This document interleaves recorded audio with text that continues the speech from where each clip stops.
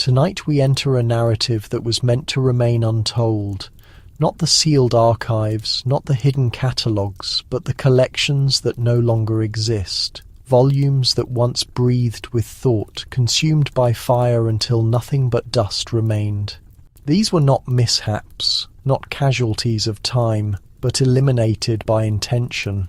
For generations, the Vatican has been known as a keeper of wisdom. But what if its most significant act of keeping was flame? Behind stone barriers and golden altars, complete works of research, reasoning, healing arts, and holy texts were judged too threatening to endure. They did not disappear, they were obliterated. This is not merely about what was concealed, it is about what was destroyed. Writings by women labelled as poison, sacred texts that carried unauthorized voices, charts too accurate for their era, illustrations of human anatomy that challenged accepted teaching, each one delivered to the fire while the world outside accepted the quiet. What survives is a phantom collection, not of volumes safeguarded, but of names recalled only through rumours, pieces and charred covers. A collection that once possessed the capacity to alter history, but was surrendered to maintain power. So before you accept the past as unchangeable, consider what knowledge was incinerated before you could ever encounter it. Hit that like button, subscribe, because tonight we direct the light toward the Vatican's phantom collection. And what you uncover may stay with you long after the flames have faded. There are accounts murmured in the shadows of ancient libraries, legends that no one risks recording, but that transfer from one questioning mind to another. One of them describes a volume that could never be studied because whenever it was accessed, it disintegrated into ash. Not from decay, not from mishap, but as though the text itself resisted being witnessed. Picture gripping a document so forbidden that the simple act of revealing a page could cause it to combust. That is the variety of account that creates mysteries, the variety of account that suggests something larger than folklore. It makes you question. Were there truly volumes so prohibited that they were not simply concealed, but eliminated from reality? History is not merely a record of what endures, it is also the absence of what has been eliminated.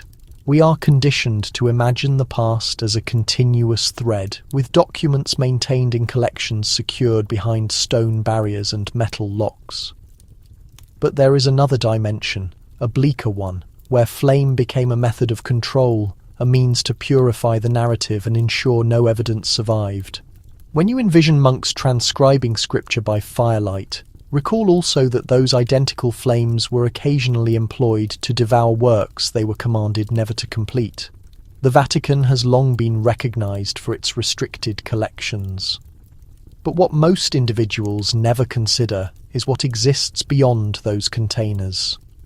What about the works that never reached there? The ones that left no evidence, no name, no creator? For every record meticulously preserved behind secured entrances, how many were given to flame, vanishing in dust before a single inquisitive gaze could witness them? In medieval settlements throughout Europe, pyres were not exclusively about accused witches or dissenters. Sometimes they were about volumes. Assemblies were organised in town squares where masses observed as documents were thrown into the blaze. Each burning was framed as righteous purification, but it was also a demonstration. Wisdom could disappear in a single evening. Crowds applauded without understanding that what was eliminated could have transformed their existence permanently. Consider what it signifies for an entire civilization to forfeit words that might have exposed concealed realities, new disciplines, or even alternative interpretations of belief itself. Envision a reality where every prohibited thought was reduced to dust before it could be challenged. It is not merely about forfeiting one volume, it is about forfeiting thousands, perhaps millions, until all that persists is the interpretation of history selected for you. The story of a volume that ignites into flame is not actually about supernatural forces. It is about recollection and how delicate it becomes when another holds the fire. If a sheet can disappear so thoroughly that even its residue is removed, then the silence that remains is nearly as influential as the words that once were. That is why the concept of erased volumes still troubles us, because somewhere within we recognize that history is fragmentary. We recognize that what we understand is only the illuminated portion, while the absent sheets lie eternally in darkness. And so the inquiry is not whether these volumes ever consumed themselves. The inquiry is who ensured they could never be studied. When we consider flame, we often picture disorder, mishaps, or wild catastrophe. But in the grasp of authority, flame can become something quite different. It can be transformed into an instrument not of ruin for its own purpose, but of cleansing, a method to eliminate what challenges control. In medieval Europe, flame was not merely dreaded, it was organized, it was selected, it was employed as strategy to determine what individuals were permitted to understand and what they would never even conceive existed. The Vatican and its network of religious institutions grasped the symbolic significance of fire. Flame was not only the force of damnation, but it was the cleanser of spirits and thoughts. By converting book burnings into holy ceremonies, they could reshape control into observance. Masses assembled not only to witness paper transform to vapour, but to be instructed a message that wisdom itself could be assessed, denounced, and condemned to extinction. Flame became the tribunal, the destroyer, and the eliminator of recollection all at once. Conservation was the visible pretense. Individuals were informed that only the most precious works were transcribed and retained for protection, while others were consumed because they were pointless, heretical, or threatening. But who determined what was threatening? Who established which words were toxic and which were reality? Behind the barriers of religious houses, robed figures debated these selections, and once determined, flame executed them.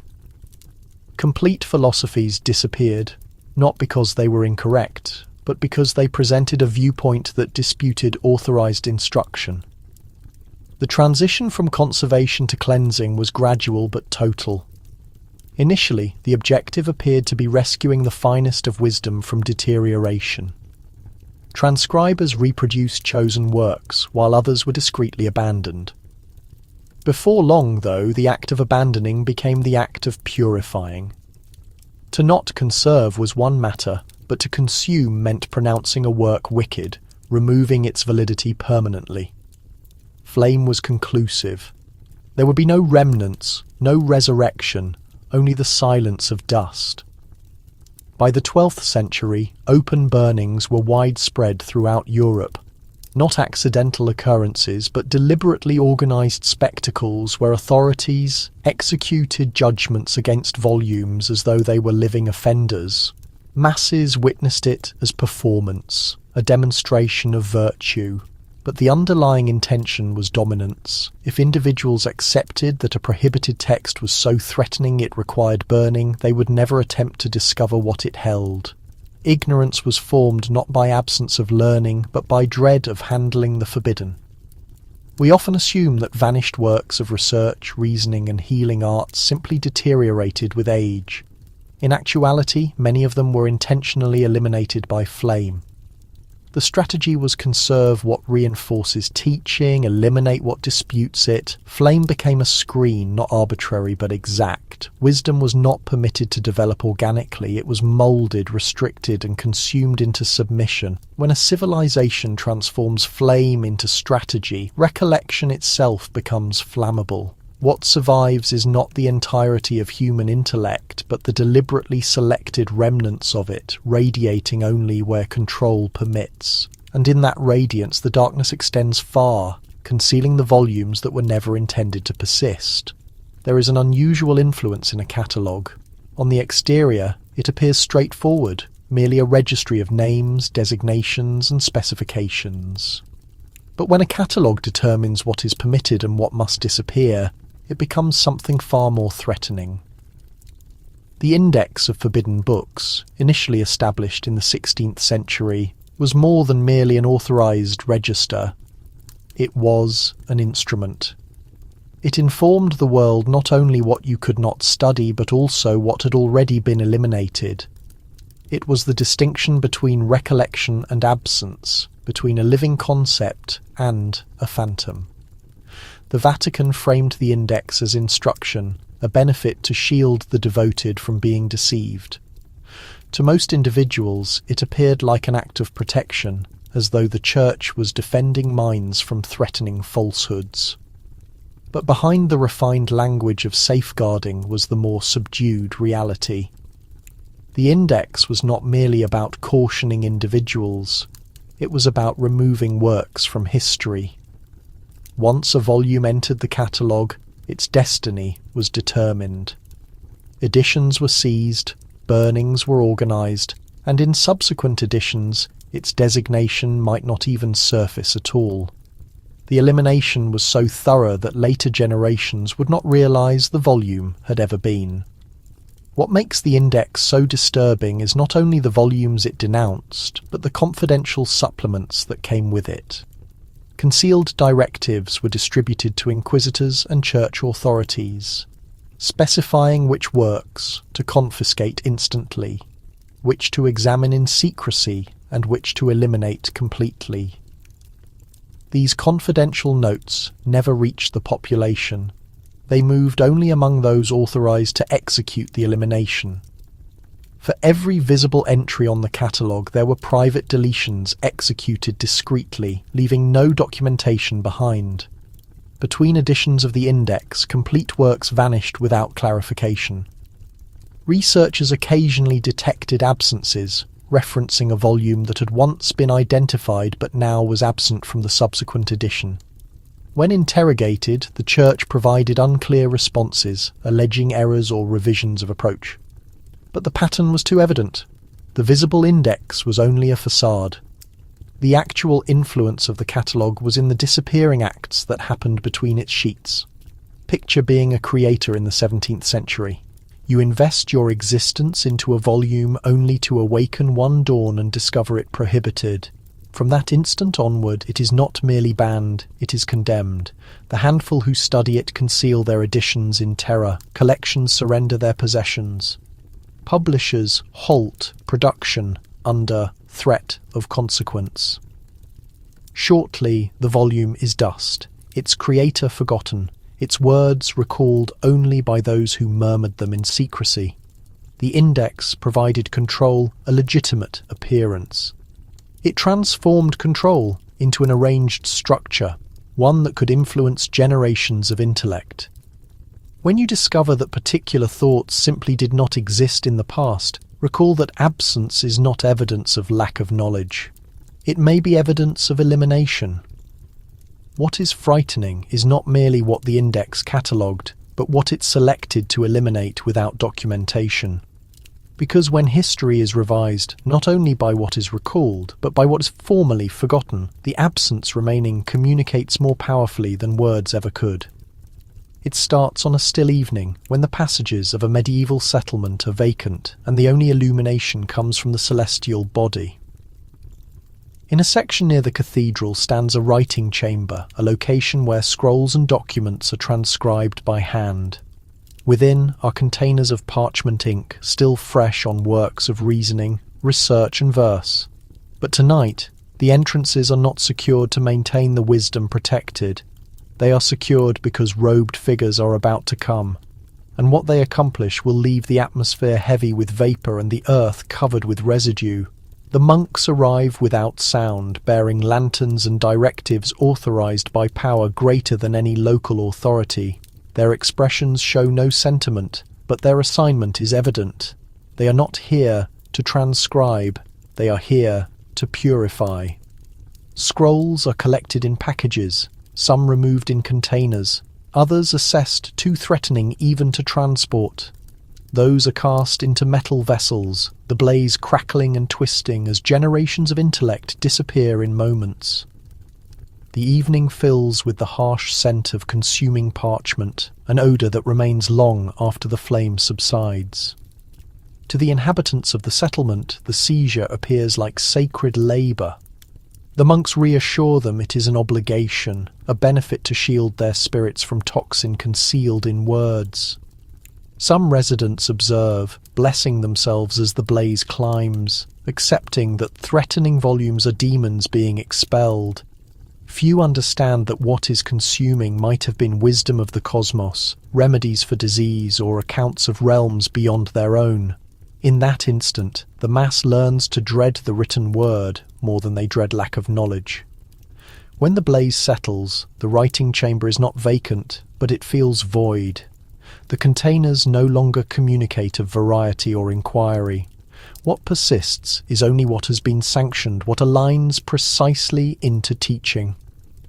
The silence is oppressive, as though the voices of the consumed creators still resonate faintly, then dissolve into emptiness.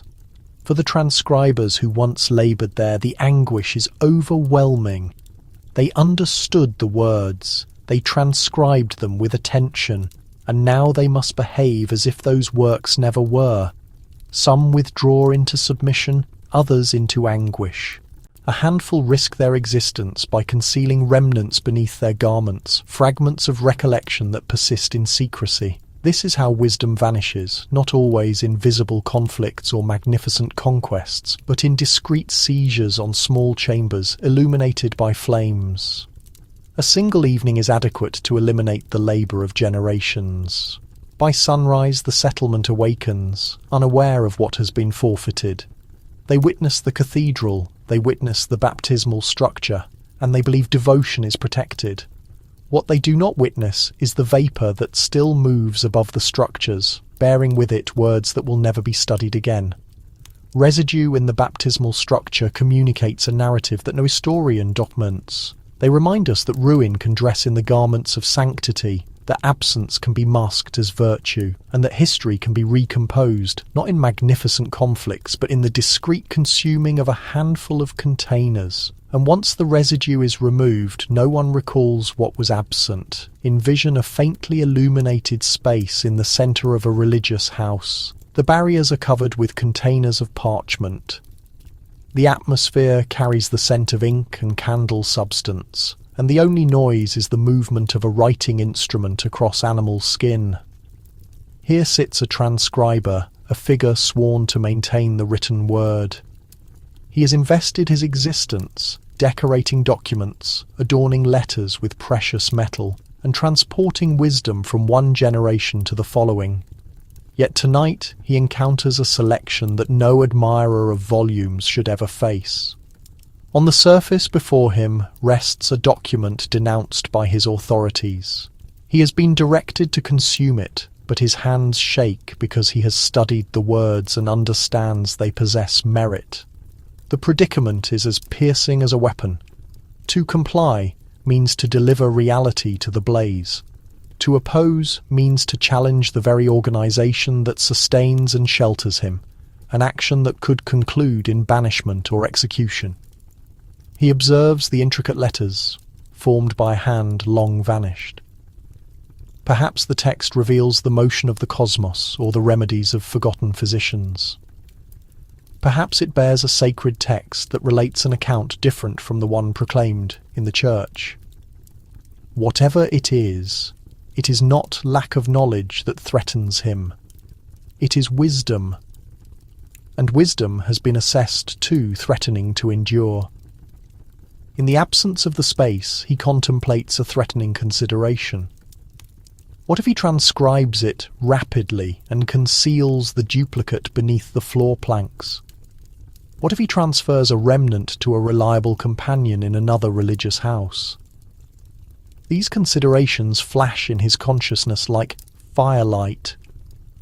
But so too does the vision of blaze, not devouring the volume, but devouring him should he be uncovered. The Inquisition has created demonstrations of figures for lesser offences. He recalls accounts of transcribers charged with dissent, pulled before tribunals, their bodies consumed along with their labour. The Church informs him that submission is a manifestation of virtue. To eliminate a heretical text is not an offence, but a merit. Yet, the moral sense of a keeper is distinct. He has witnessed too many words disappear into vapour. He understands how narrow the boundary is between recollection and erasure. He questions if, generations from now, individuals will even recall the volume he grasps, or if it will be as though it never existed at all. That consideration haunts him more than the dread of consequence. In the conclusion, many transcribers lowered their heads and complied. Some consoled themselves by considering that divinity would maintain the reality elsewhere, that their ruin was simply an action of discipline. Others hardened their spirits and persuaded themselves that consuming was as sacred as composing, but not all. A handful risked everything to maintain a phrase, a sheet, a confidential edition concealed in the borders of another document. Due to their bravery, remnants persisted, transported forward like embers beneath residue. The keeper's predicament was never merely about ink and animal skin. It was about the conflict between submission and moral sense, between absence and reality. Each determination to decorate or consume influenced the destiny of wisdom itself.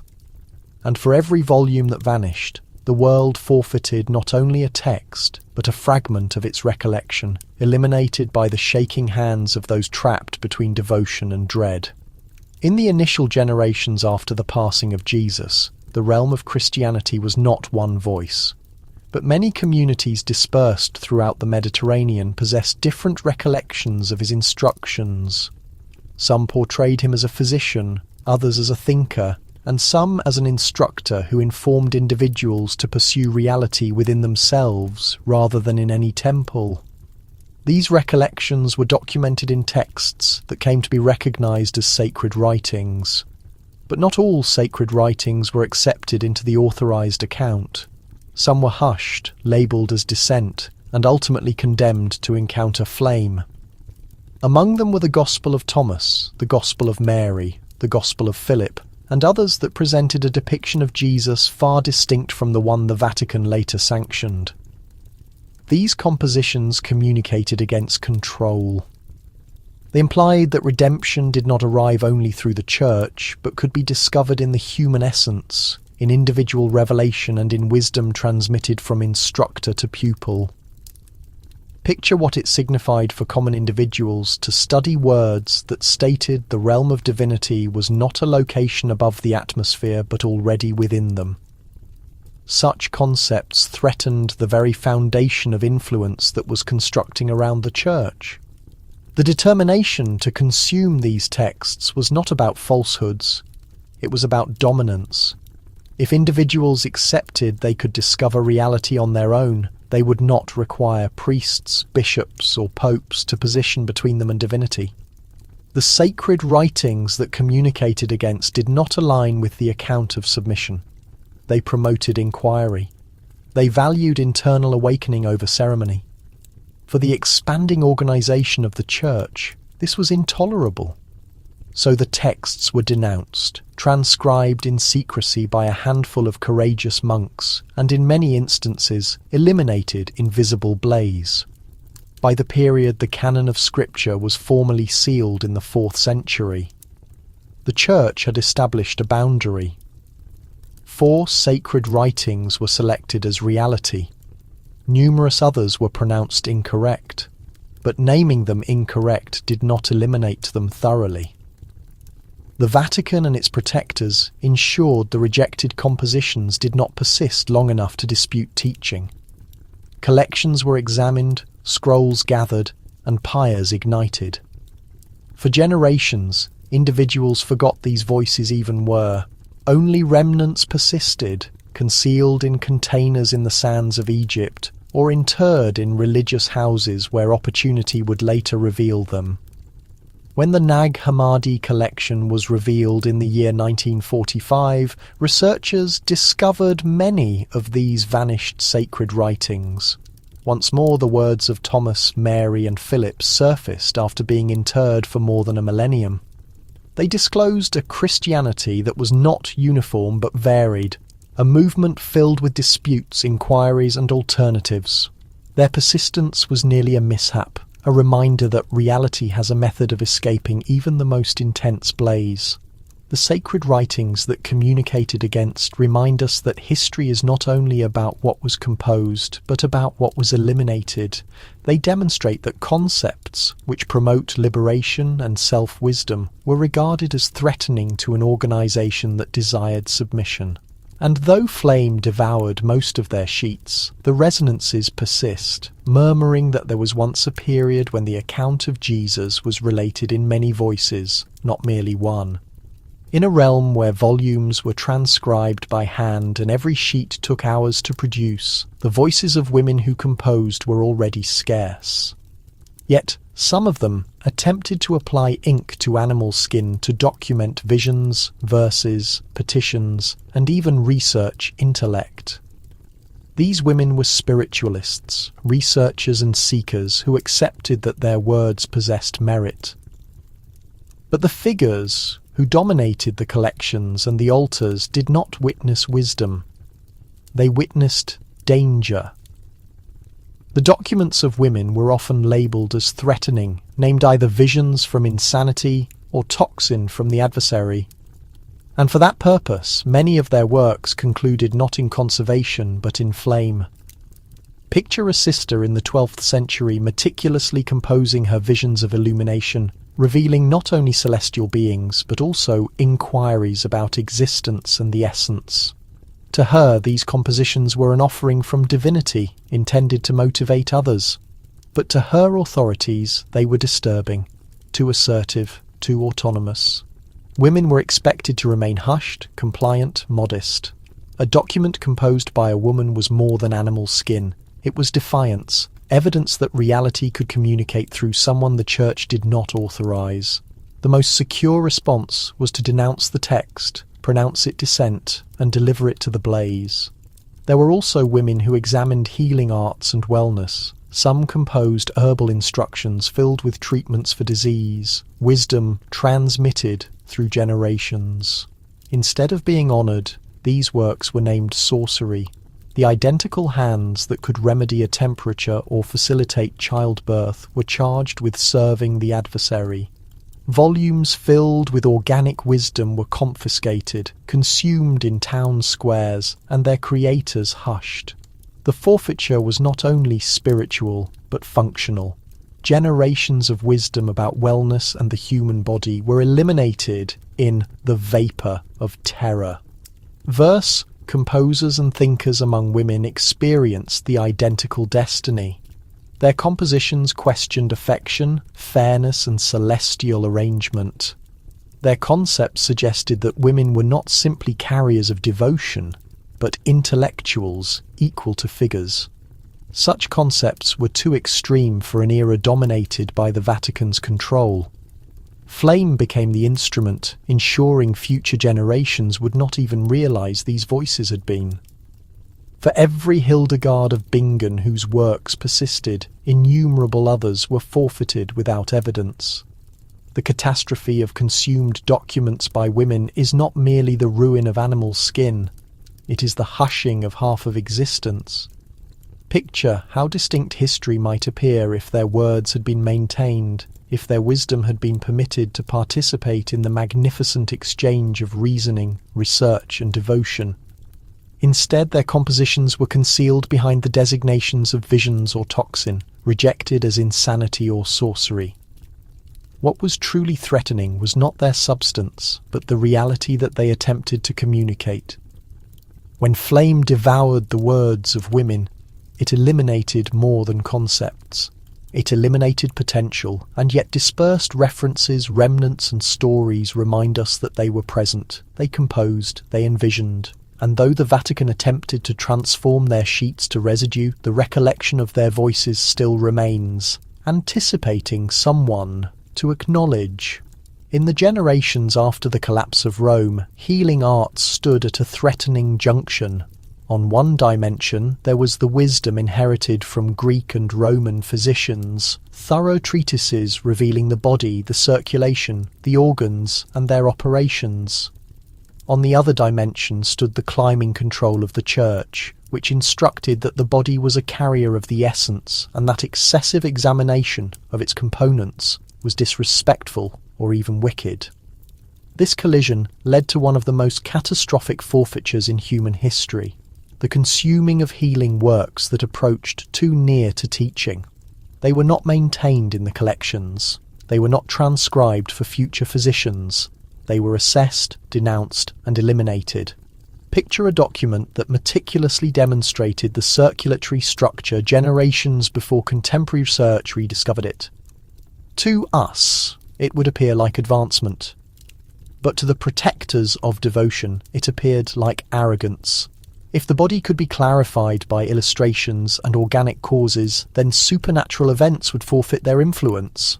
Disease would no longer be witnessed as celestial consequence, but as something that could be examined, addressed, even remedied. This transition would dispute the Church's dominance over existence and passing. So, the illustrations disappeared. Their ink transformed to vapour.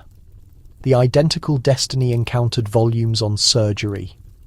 Roman and Byzantine physicians had composed about eliminating eye conditions, addressing injuries, and executing intricate procedures. In the medieval era, such wisdom was often prohibited. Dissection was outlawed in many territories, and texts that revealed it were charged with corrupting the organic arrangement. A volume demonstrating how to divide the human body to comprehend its mysteries was more than research. It was challenge. And challenge was always responded to with flame. The forfeiture was not merely in Europe. Records relate of collections seized where translations of Arabic healing works, filled with progressive theories of illness and anatomy, were confiscated and eliminated because they disputed teaching. Instead of constructing on generations of advancement, individuals were informed to accept that disease arrived from demons, imbalance of devotion, or the intention of divinity. Remedies became petitions, symbols, and relics.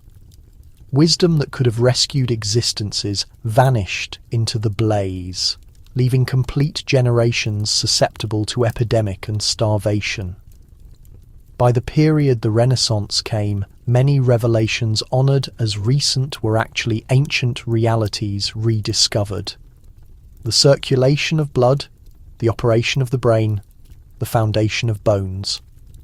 All of these had been composed about long before, but had been eliminated from recollection. The Vatican's absence on these vanished anatomies was not lack of knowledge. It was intentional. By dominating what physicians could understand, they dominated who existed and who passed, and more significantly, who individuals approached for expectation. The vanished anatomies remind us of how delicate human advancement can be. A single flame can eliminate what took generations to comprehend. A single declaration can hush generations of revelation. And when teaching replaces research, ailments once grasped return to enigma, supernatural events and folklore. What we name lack of knowledge was not always an organic condition. Sometimes it was constructed, composed in vapour, and carved into history by the absence of volumes that were never permitted to persist. Long before the ticking of portable timepieces or the oscillating of magnificent cathedral mechanisms, there were intellectuals who attempted to calculate time not as an enigma of celestial realm, but as a research of earth. These initial timepiece creators of paradise examined the motions of the solar body, the pattern of the cosmos, and the rotating of the lunar body. They constructed devices of mechanisms and rotations, small machines that attempted to capture the rhythm of the universe. To them, this was not defiance, it was inquiry. Yet to the Church, such labour appeared like rearranging celestial realms' furnishings, extracting the sacred out of divinity's grasp and positioning it into human ones. That was a danger no control was prepared to permit. Documents revealing timekeeping mechanisms were discreetly targeted. Some texts communicated of water mechanisms, solar instruments of progressive exactness, and even mechanical designs that could monitor celestial cycles. To us, these concepts would appear like organic steps in the advancement of research. But in the perception of religious influence, they were something bleaker. If individuals could calculate the celestial realm themselves, they might no longer require priests to interpret divinity's timetable.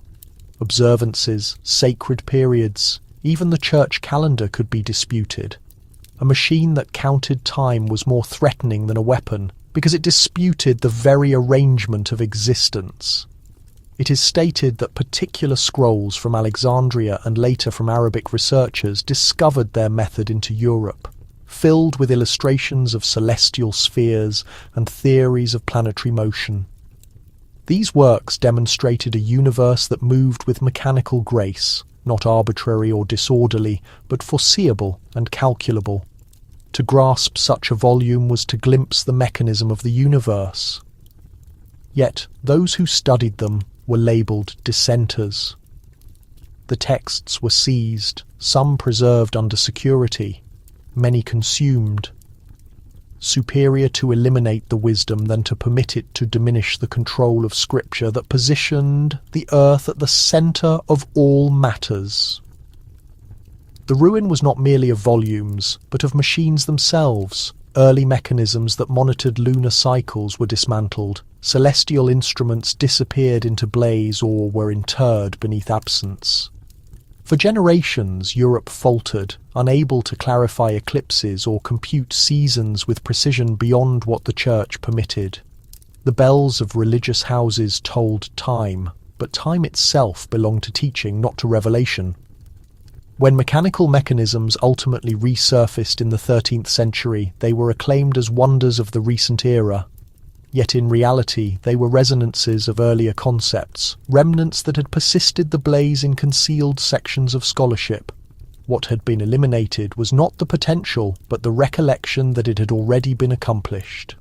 By consuming the compositions of the timepiece creators of paradise, the Vatican ensured that existence would accept timekeeping was a late supernatural event instead of an initial research. The catastrophe of these disappeared texts is not merely that machines were forfeited, but that human beings were refused the liberty to witness time as their own establishment. A mechanism is more than components and indicators. It is a pronouncement that the universe can be grasped. By transforming those initial works to residue, the maintainers of devotion postponed that grasp for generations, leaving the realm to count its hours not by logic, but by declaration. In the earliest periods of Christianity, the works of pagan thinkers and verse composers were occasionally permitted. Monks and bishops understood that Greek and Roman compositions possessed wisdom, logic, and expression that could be beneficial when instructing. Containers in religious houses bore the names of Stoics, atomists, and verse composers who communicated of logic, merit, and the enigmas of the universe. For a period, these volumes were permitted to be not honoured, but permitted. The Church alleged they could be instruments, stepping materials that indicated toward reality. But everything transformed the instant those identical works started to influence spirits more intensely than sermons. The Stoics composed of discipline, self-dominance, and existing in balance with organic world. Their words informed individuals that power could arrive from within, that merit was superior to ceremony. To study Seneca or Epictetus was to discover an instructor to existence that did not require confession to a priest. Atomists like Lucretius attempted to reveal a universe constructed of invisible particles moving by organic principle rather than celestial directive. Verse composers sang of affection, catastrophe, and destiny in voices that felt more human and relatable than the cold Latin of sermons. Gradually, the containers of pagan intellect started to murmur more powerfully than the altars. The Church witnessed the threat. It was one matter to permit Aristotle as an instrument for logic. It was another to permit atomists to imply that existence did not require a creator, or Stoics to instruct that moral power required no sacrament. When influence started to compete with control, the containers became objectives. Texts once permitted in classrooms were abruptly denounced. Directives were provided to confiscate particular documents, and in many instances they were consumed. Monks who once transcribed them in discreet examination were now informed to eliminate, to substitute, to reframe their concepts through the restricted lens of teaching. What was forfeited were not merely words, but complete methods of witnessing the realm. Picture if atomist theories had persisted intact through the medieval generations. The research revolution might have arrived hundreds of years earlier. Picture if Stoic concepts had influenced politics and daily existence without interference. Generations might have matured accepting that internal power was adequate to encounter hardship rather than dreading eternal consequence. Instead, the pagan containers were vacated, substituted by meticulously selected texts that reinforced only the acceptable perspective, yet remnants persisted in secrecy. A verse of Lucretius, transcribed in the border of a Bible, a Stoic principle transmitted orally by a pupil who recalled. Generations later, during the Renaissance, these fragments resurfaced. Researchers studied them as if revealing something recent, not understanding they were simply recovering voices hushed long ago. The contradiction is that the very words once denounced as threatening ultimately helped motivate contemporary intellect, freedom of reasoning, and the disputing of absolute control. The pagan containers remind us that concepts are not threatening because they are incorrect, but because they present alternatives. They demonstrate individuals that acceptance is not the only path to significance. That is why they were consumed, and that is why, even in remnants, their voices still signify. There are charts that should not be, charts that demonstrate coastline no one in Europe was expected to understand, rivers and mountains generations ahead of revelation, and even forms of territories that contemporary satellites verify. But medieval figures should never have illustrated. These charts are the ones that understood too much. For the Vatican, they were more than oddities, they were dangers. Because if a chart demonstrated wisdom beyond its period, it signified that the authorized account of history was fragmentary, perhaps even incorrect. And nothing was more threatening to control than a chart that disclosed the realm was larger, more ancient and more connected than the Church permitted individuals to accept. The most recognized demonstration is the Piri Reis chart of the year 1513, a Turkish chart that somehow incorporated the coast of South America and portions of Antarctica illustrated without frozen water. Piri Reis himself acknowledged his chart was assembled from much earlier sources, fragments of charts transferred from civilizations long vanished. If such sources were in Europe, they would have disputed the concept that exploration started only in the era of Columbus.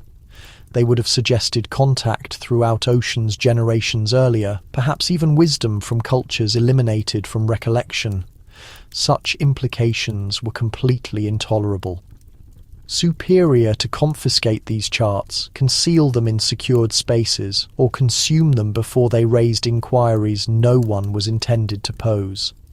In cathedral collections and royal holdings, there were murmurs of similar charts, remnants demonstrating islands that later disappeared, coastlines illustrated with unusual precision, and trade passages connecting locations that should not have been understood.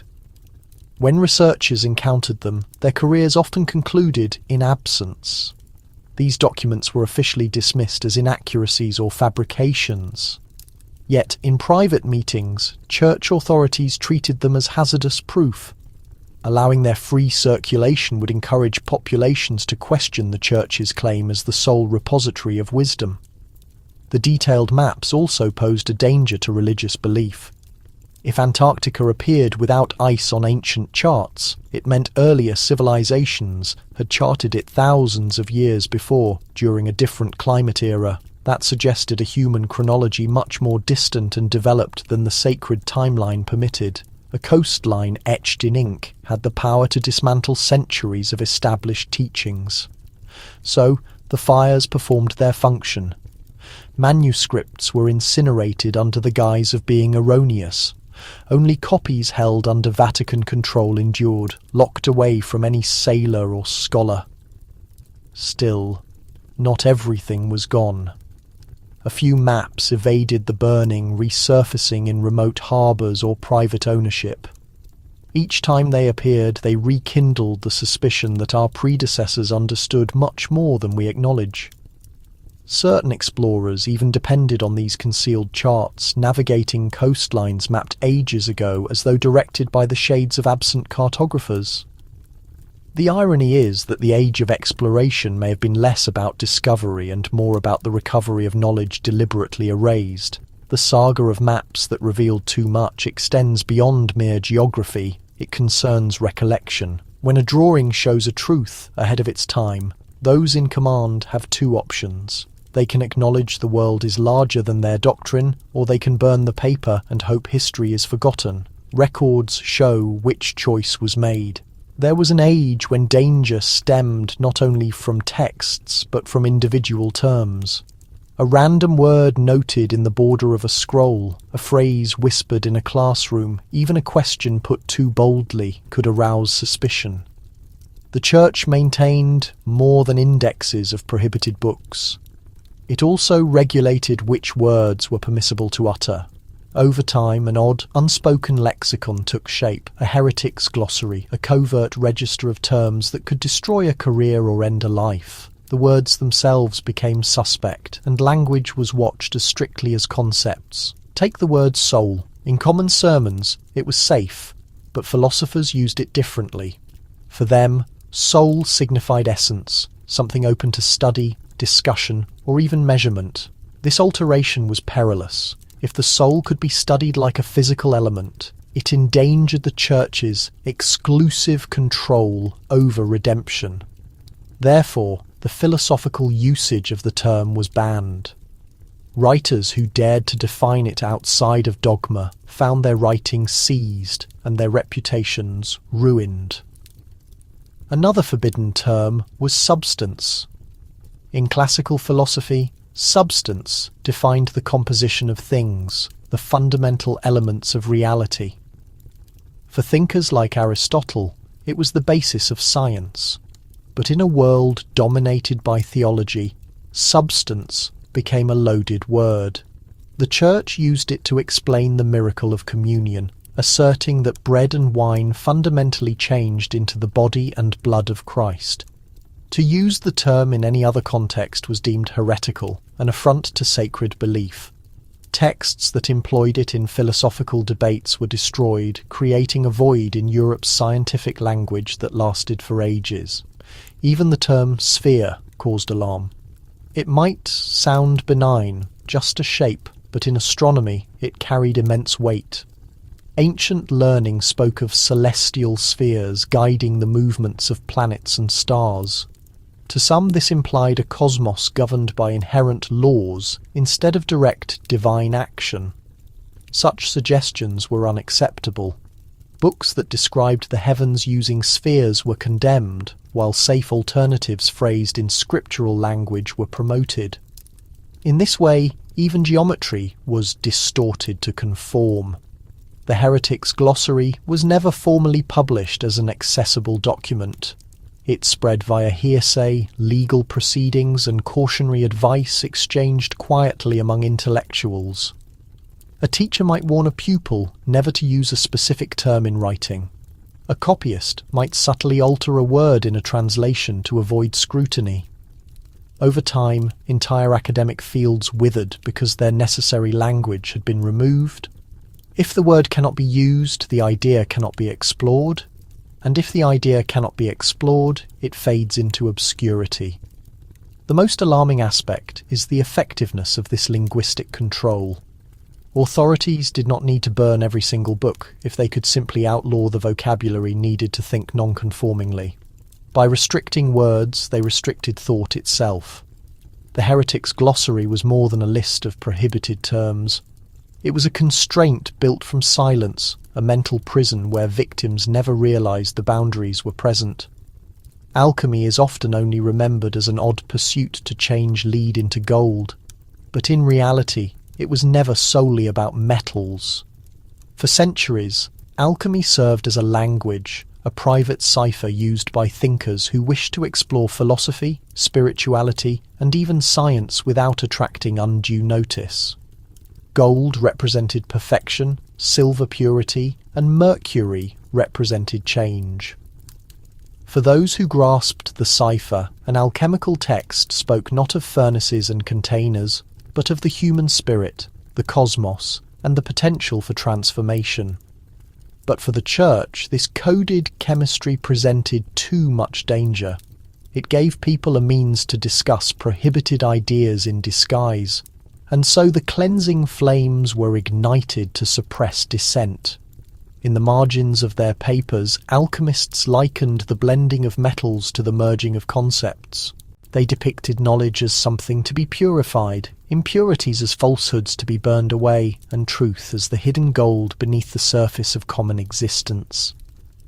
Their symbolism allowed philosophy to bypass censorship for a time. But once the Church understood that alchemy was more than mere superstition, that it was being used as a tool for resistance, the crackdown began. Texts on alchemy were seized and denounced. Some were labelled sorcery, others witchcraft, and many simply heresy. The problem was not the inherent danger of the writings, but their ability to teach people to think in symbols. A reader might interpret instructions for refining mercury as a call to purify the soul through reason. A description of combining metals could be understood as a metaphor for uniting the human and the divine. To an inquisitor, every metaphor presented a potential act of rebellion. The greatest anxiety was that alchemy blurred the division between the physical and the spiritual. If people could believe that transformation was a natural event, not a miracle, the Church's power over mystery would weaken. Healing might be explained by unseen natural forces. Creation might be seen as a chemical process rather than a divine decree. Knowledge itself might be seen as evolving from experimentation and symbolism rather than from scripture. To the authorities, this was intolerable. And so alchemical writings were confiscated and burned, workshops were raided, and thinkers were accused of associating with the devil.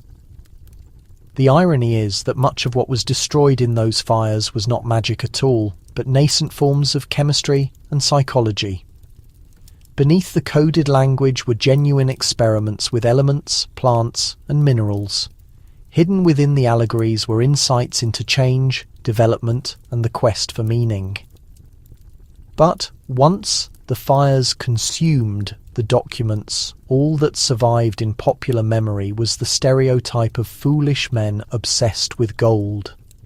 By eradicating the language of alchemy, the Church ensured that centuries of encoded philosophy would disappear into silence.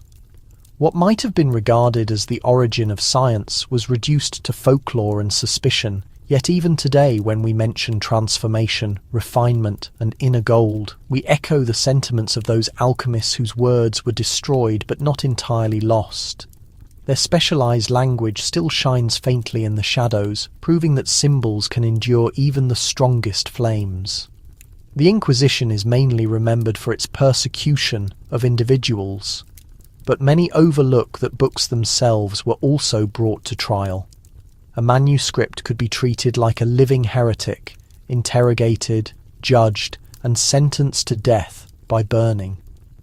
This strange spectacle of control became so frequent that it earned a dark reputation, a system some academics now call the Court of Smoke.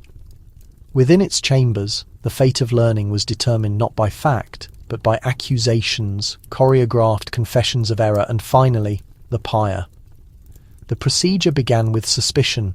A report might reach the Inquisition that a certain scholar possessed a text outside of the authorized collection. Sometimes neighbors betrayed one another, desperate to avoid suspicion themselves. The accused book would be seized and brought before officials who analysed its words not for factual content, but for compliance. Did it use banned terms, describe the cosmos in ways that defied scripture, or include concepts taken from prohibited philosophers?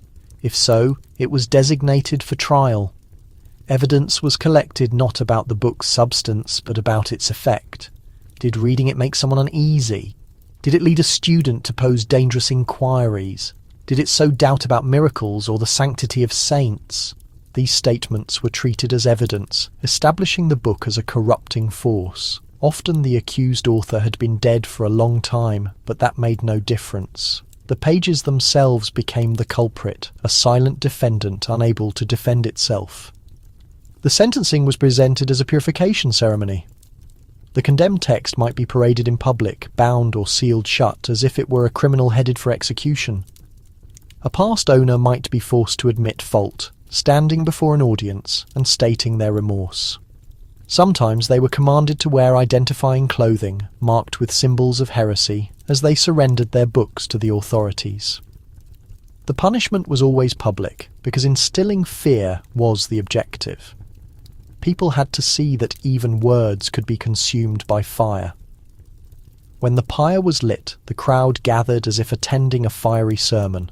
The crackling of the paper became the sound of obedience, instructing everyone present that knowledge only survived with the church's endorsement. Children learned the lesson quickly. They saw that reading the wrong book was as serious as committing a crime. In this way, the Court of Smoke did more than destroy texts. It reshaped the culture itself, replacing curiosity with caution. The unsettling aspect is the silence that followed each burning. Once the ashes were removed, memory itself was altered. A condemned book was not only destroyed, but erased from the historical record. Subsequent generations did not even know such works had ever existed. The Court of Smoke succeeded not by arguing against concepts, but by ensuring they could not be found. And in that enforced silence, the fires continued to exert their power long after they went out. Throughout medieval Europe, the sight of monks transporting bags of parchment and scrolls was common. They arrived at religious houses, universities, and private collections with courteous requests and official sealed directives. Their stated purpose sounded honourable. They asked to borrow manuscripts for the aim of organising and preserving them. Owners were reassured that their valuables would be studied, copied, and then returned with expressions of thanks. But the result was much more permanent.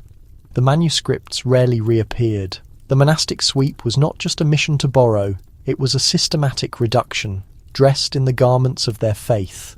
Imagine a small monastery in France that had carefully maintained a collection of Greek medical writings passed down from Roman times. One morning, Benedictine monks arrived with official letters requesting those volumes for copying at a larger library. The abbot handed them over, comforted by the belief that the works would be safeguarded. Months passed, then years. No copies arrived, no originals returned. When inquiries were sent, the response was consistent. The manuscripts were being held for security.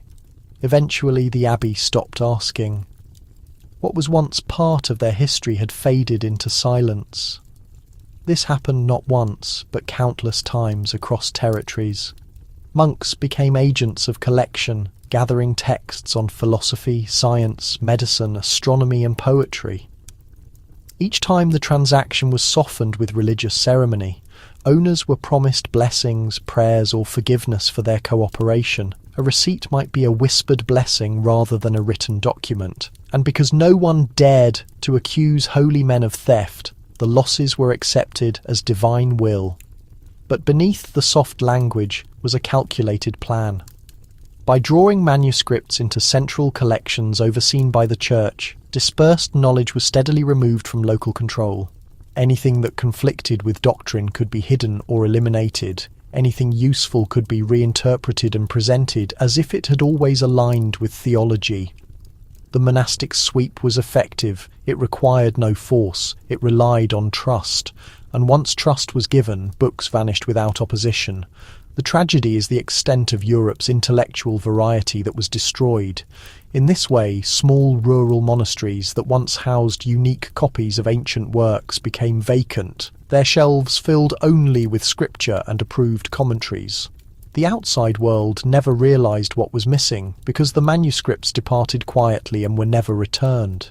Some may have survived in the Vatican's private archives. Many were likely eliminated, burned, or revised until their authentic voices were gone. The monastic sweep illustrates that control over knowledge is not always achieved through overt destruction. Sometimes it comes through polite demands and borrowed faith. Trust. A manuscript surrendered in good faith could disappear forever, leaving only the memory that it once existed. The prayers that accompanied the handover became the only receipt, and in that quiet submission, centuries of knowledge were removed from the world and absorbed into the unseen. During the long periods when fires consumed books and the Church declared victory over dangerous ideas, not all clergy agreed with the silence. Some monks led secret lives, standing near the bonfires during the day, yet returning to their writing rooms at night to preserve the very knowledge they were ordered to eliminate.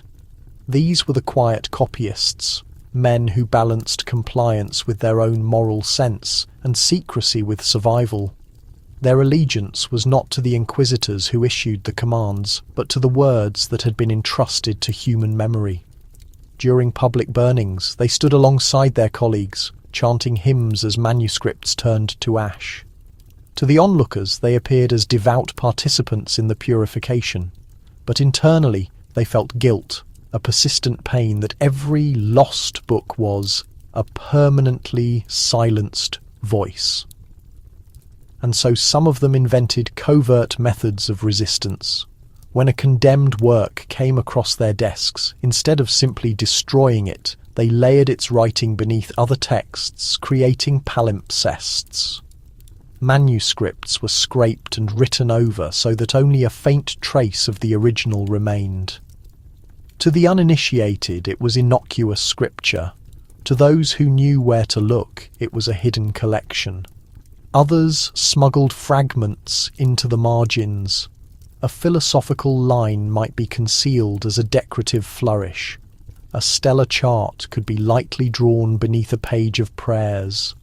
These scraps were insufficient to save entire books, but they carried sparks of ideas forward through the ages, awaiting later minds to find them. Some of the breakthroughs celebrated during the Renaissance were born from these hidden layers, whispers left behind by monks who risked their lives for the sake of memory. The risk was immense. If found out, a scribe could be accused of heresy, expelled from his order, and burned alongside the books he tried to save. Many worked in silence throughout their lives, never revealing what they had hidden. The courage required was not loud or theatrical. It was quiet, patient, and unwavering. It meant believing that someday someone would rediscover the words and bring them to light. Stories of these hidden efforts circulated quietly in later centuries. Scholars examining old manuscripts found evidence of older texts beneath the ink. Greek philosophy under Latin prayers, medical treatises beneath psalms.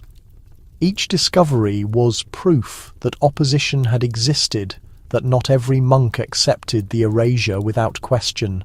For every public bonfire, there may have been a private act of defiance in ink. The quiet copyists remind us that even in periods of fear and compliance, conscience can find a way to endure. Their concealed palimpsests were more than secret writings. They were acts of faith in knowledge itself, proof that memory could not be completely controlled. While the Vatican sought to erase, these monks carved shadows of truth into parchment, ensuring that one day the fire's triumph would be incomplete. And though their names are unknown, their faint handwriting still communicates centuries later from beneath the surface of forgotten pages. There were times when the danger did not reside in the book itself, but in the small marks left next to its lines. Marginalia, the quiet notes scribbled on the edges of manuscripts, were sufficient to condemn entire works.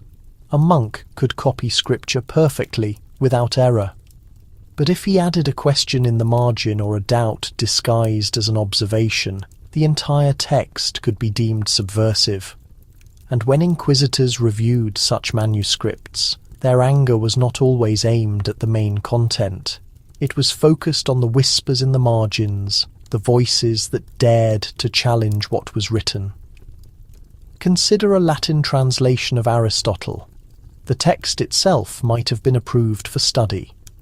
But in the side notes, a reader wonders if the soul might be understood as energy rather than divine breath. That single sentence could undo the security of the entire book. Or imagine a copy of the Psalms where a scribe slips in a comment about the celestial bodies moving in predictable cycles. The scripture itself would remain untainted, yet the marginalia transformed it into evidence of heresy. For inquisitors, these notes were not observations. They were rebellion, hidden in plain view. Complete volumes were brought before the church courts, not because of what the original authors wrote, but because of what subsequent readers dared to inquire. Owners were compelled to confess, even if the offensive words were not their own. Students who had copied their teachers' notes into margins could find themselves accused of disseminating forbidden ideas. Books were destroyed not only to eliminate the heretical comments, but also to warn others never to allow curiosity to spread into the blank spaces of a page. This fear of marginalia changed how manuscripts were handled. Monks became guarded, leaving wide margins empty for self-protection. Some scraped away their own notes with blades, clean in the parchment, so no one could accuse them later. What had once been a dynamic tradition of commentary, where scholars debated across generations through notes and replies, faded into silence. The page became a restriction where only the main content survived, devoid of the human voices that had once interacted with it. Yet not all notes were eliminated. In concealed areas, scribes still risked writing, sometimes in code, sometimes in pale ink, visible only when held up to light. These secret marginalia preserved fragments of thought that would otherwise have been lost centuries later. When scholars found them, they uncovered glimpses of long-forgotten debates, the quiet resistance of minds that refused to be silenced. The history of marginalia on trial illustrates how fragile intellectual freedom once was. Even the smallest word could become evidence against someone. Entire volumes could burn because of a single question scribbled in the corner. It was not the text that threatened power, but the reminder that readers could think independently, and that, more than any book, was what the Church feared most. A book could be copied with meticulous care, its text perfect, its words authorized by doctrine, and still it could be condemned to the flames.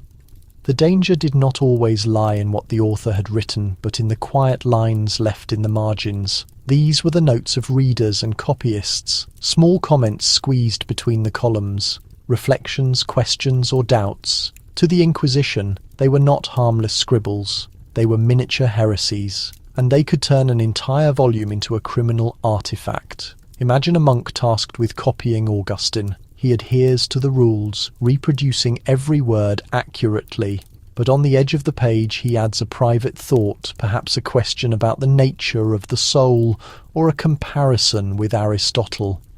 To him, it is curiosity, a way of grappling with ideas. To a censor, it is defiance. That single note written in ink no wider than a fingernail can condemn the entire book. The main text may be safe, but the margin has made it contraband. For the Church, marginalia were more dangerous than the primary text because they proved the words were active. A printed Bible could be controlled, its meaning fixed by priests. But when readers started writing back, adding their own perspectives to the page, truth became unstable. The margins became a battleground where scripture and philosophy clashed with private contemplation. And so the Inquisition viewed marginalia as a threat, not only to the integrity of texts, but to the obedience of readers. There are records of manuscripts dragged into court where inquisitors read the offensive notes aloud as if they were formal charges. Owners had to defend themselves even if the notes were written decades earlier by someone else. Some confessed out of fear, claiming they were unaware. Others denied ownership and blamed unknown copyists. None of it mattered. Once the hint of heresy touched the margins, the whole volume was considered tainted. The outcome was nearly always the same. The fire would decide. This climate of apprehension changed how books were handled. Scribes began leaving generous margins empty. too afraid to write in them. Some scraped away their earlier notes with knives, leaving pale marks on the parchment where ideas had once resided. The active dialogue that once made books more than silent objects was suppressed. What remained were texts without personalities, pages devoid of conversation, safe but lifeless. And yet not every note was erased. Some monks wrote in cipher, others in nearly invisible ink, trusting that one day someone would detect the ghost of their thoughts. Centuries later, scholars using new methods uncovered these concealed lines, finding sparks of disagreement that had survived despite the flames. The story of marginalia on trial shows how precarious intellectual liberty once was. A single word in the corner of a page could destroy a lifetime of effort. Books burned not because of the printed words, but because of what a reader dared to whisper into the silence. And in that, we see how power feared not only the written word, but the very act of questioning. In the quiet religious houses of medieval Europe, the histories of saints were not merely recorded, they were deliberately shaped. Every anecdote, every miracle, every act of devotion attributed to a holy figure was refined to promote piety. What is less known is how much of the original history was removed to make that holiness believable. Hagiographies, the biographies of saints, rapidly increased, filling monastic libraries with tales intended to guide the faithful. But alongside these glowing accounts, there were dissenting versions, alternative histories that questioned miracles or revealed human shortcomings. These texts rarely survived. The Church did not accept saints with associated doubts. A saint had to be flawless. Their life had to be a model of reverence beyond criticism. If a biography suggested otherwise, if it recorded hesitations, errors, or acts that contradicted official doctrine, it was condemned. Monks were commanded to locate these texts and consign them to the flames. Entire collections disappeared overnight. Libraries that once held various versions of a single saint's life suddenly contained only one narrative, the sanctioned one. In this way, sainthood was not discovered. It was created through elimination. In the 12th century, records describe an order sent to Paris to review all hagiographies in the city's monasteries. Monks carried extensive lists of saints whose stories needed correction. They opened volumes and compared miracles, noting inconsistencies. When a text deviated from the approved standard, it was burned in a courtyard, smoke rising against the winter sky, leaving only scorched fragments and memories. Citizens were warned not to speak of these works. A saint's life became a carefully edited truth, based as much on what had been removed as on what remained. This process defined devotion. For generations, people prayed to saints whose biographies were curated for their inspirational qualities rather than their historical accuracy. The miracles seemed plentiful because every account that failed to inspire or fit the ideal model had been eliminated. Faith was guided by edited recollection. Readers never questioned the absence of conflicting stories because they were never informed that alternatives existed. What appeared as widespread reverence was, in part, enforced uniformity, yet traces endured. Some monks, sympathetic to the original accounts, copied excerpts into private journals, concealing them under floorboards or behind altars. These fragments, recovered centuries later, reveal a different reality, where saints were complex, human, and sometimes flawed. Historians today must piece together these faint echoes to understand what the Church chose to eliminate. The vanished texts remind us that the history of sainthood is as much about censorship as it is about piety. Saints without multiple sources teach a vital lesson about authority and memory. A biography can be made sacred not only by what it praises, but by what it eliminates. When the fire decided which stories could survive, it also decided which virtues, which struggles, and which truths were permitted to exist. Ultimately, The smoke of burned, dissenting texts shaped the holy lives we still recognize today. In the quiet study rooms of medieval monasteries, numbers and shapes were not always neutral. Geometry and mathematics were powerful instruments capable of revealing structures in the heavens and the earth. But in the wrong hands, or under the wrong scrutiny, these instruments were viewed as dangerous. Treatises on proportion, optics, and perspective were more than just academic exercises. They challenged the conventional understanding of the cosmos, hinting at a universe that could be calculated and foreseen rather than one governed purely by divine command. Such knowledge was treated with suspicion and often with fire. Monks and scholars who experimented with perspective created diagrams that seemed to reorient the heavens, to alter creation itself. Texts that explored human body proportions or the angles of light passing through a cathedral window were carefully reviewed.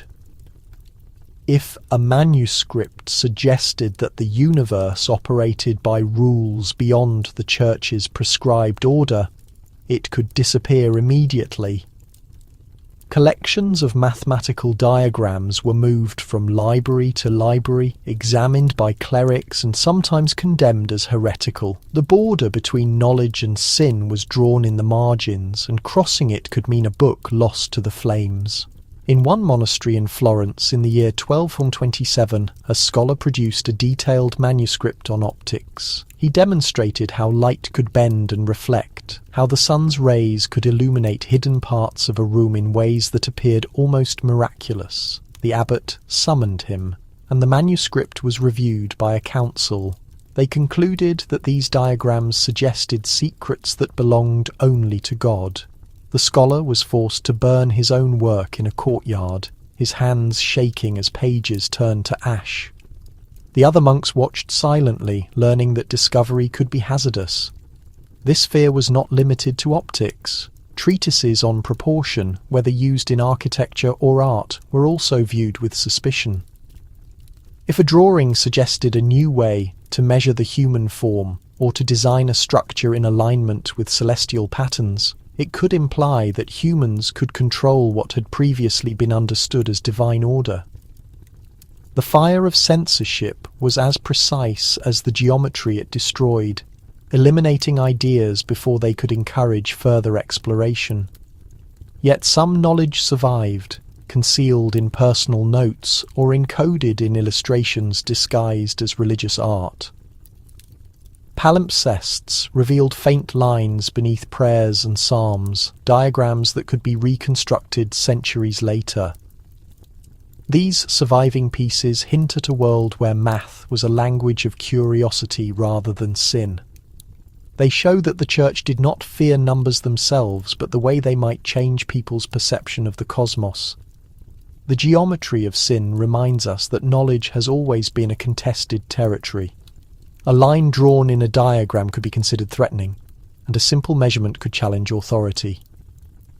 In the monasteries, the fire determined which truths were allowed to enlighten the world and which were to be forever lost. The shapes that survived were those that adhered to the approved viewpoint, leaving only a pale echo of what might have been. In the libraries and churches of medieval Europe, knowledge was not always cherished. Sometimes it was feared, and often it was destroyed. The principle was straightforward, yet frightening. Some truths were considered too dangerous for ordinary people. To safeguard the believers, the Church dictated what could be known and what must be forgotten. This wasn't arbitrary destruction. It was a carefully planned structure of belief, a conviction that lack of knowledge was a kind of virtue. By regulating what citizens encountered in print, visually, and intellectually, the governing class could shape the entire world to match their own design. The operation started without fanfare. Manuscripts underwent review by committees, often in secret sessions. A travelling intellectual might deliver a text from Constantinople or Toledo packed with ideas concerning astronomy, medicine, or philosophical theories. The ruling assembly would scrutinize every sentence. Language that suggested different interpretations of holy texts or concepts that challenged accepted rule were marked for attention. Some pages received annotations in vivid red ink. Other volumes were quietly removed from the archives, permanently gone. In specific instances, the books were burned, their particles scattered so reconstruction was impossible. This act of destruction was presented as necessary protection, a sacred defense against moral and intellectual decline. Monks and priests sincerely believed that average citizens could not safely handle certain concepts. Inquiries regarding the cosmos, the human anatomy, or the roots of learning were considered a dangerous temptation. Unregulated, these lines of questioning might lead towards spiritual deviation, uprising, or disbelief. By restricting access, the Church claimed it was preserving faith and civic harmony. Ignorance was no longer just a consequence of low literacy. It was a strategic plan, a controlled state carefully engineered to influence entire societies. In the year 1314, a committee meeting in Avignon formally banned certain philosophical documents for non-clerics, asserting that comprehension without proper instruction could imperil the soul. This belief system of engineered unknowing went beyond literature. Art, musical compositions, and even public discourse were censored to guarantee that only approved doctrines reached the public. Libraries became hidden battlegrounds where concepts were weighed for their perceived safety. Scholars who disagreed faced the threat of banishment, jail time, or worse. The simple act of intellectual curiosity was policed, not just with physical restraints, but with flames, elimination, and terror. Knowledge transformed into a controlled resource, precisely allocated and monitored, while intellectual curiosity was branded as a possible transgression. Yet even under these conditions, resistance continued. Secret copyists transcribed forbidden writings by candlelight, concealing manuscripts under floorboards or inside fake partitions. Hidden notes preserved alternative viewpoints, and travellers transported fragments of wisdom across geographic boundaries. The Church may have designed this state of unawareness, but it could not fully extinguish human inquiry. The leftover soot hinted at what had been lost, and the concealed documents whispered that knowledge, once seen, could never be fully contained. A theology based on ignorance shows the power held in choosing what to remember. By deciding what people could learn, the authorities directed how the population thought and believed. Faith was woven together with compliance, and compliance demanded not merely devotion, but a manufactured lack of insight. The world that survived was a deliberately chosen reality, its truth strained through dogma and fire. And still, the slight traces of banned knowledge endure, a permanent reminder that the drive to understand is stronger than any effort to suppress it. The advent of the printing press in the year 1515 changed everything drastically. Suddenly, information could move much faster than the slow labour of monks, copying texts by hand in dim light.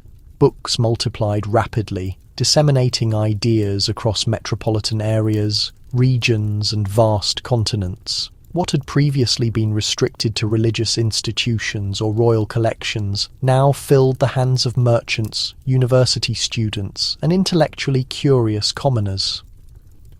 This explosion of reading material was exhilarating for some and deeply alarming for others.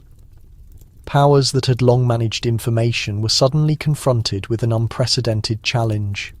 Fire, which had been a slow, methodical instrument of destruction, now had to try to keep pace with the printing press, and that pursuit was frenzied.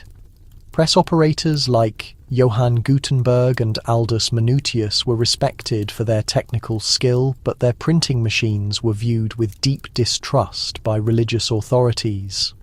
Every sheet they produced carried the potential for spiritual deviation, public disagreement, or hazardous information. Manuals on medical treatments, maps depicting distant territories, or new interpretations of holy writings could now reach dozens of people in a single week. Where a single copy used to take months or years to circulate, the rapid rate of output meant that the old systems of content control were now inadequate.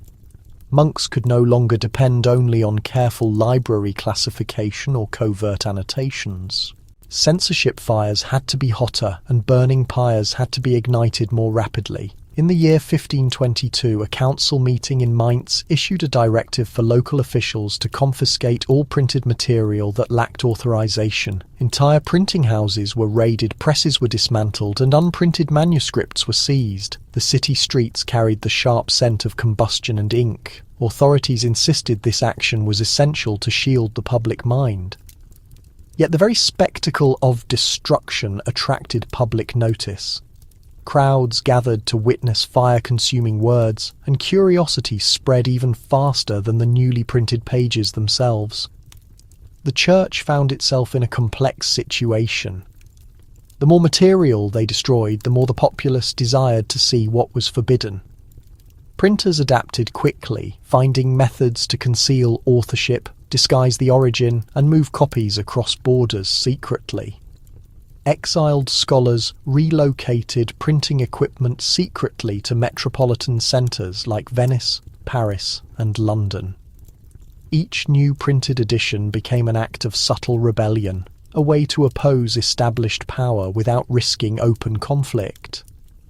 Marginal comments, hidden forewords, and coded signals ensured that even if a book was seized, the underlying ideas could survive.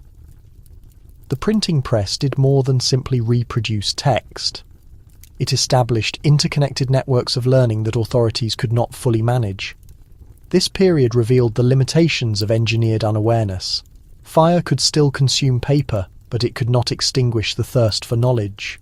Movable type was not just a tool for reproduction, it was a potent instrument, a guiding light, and a clear danger.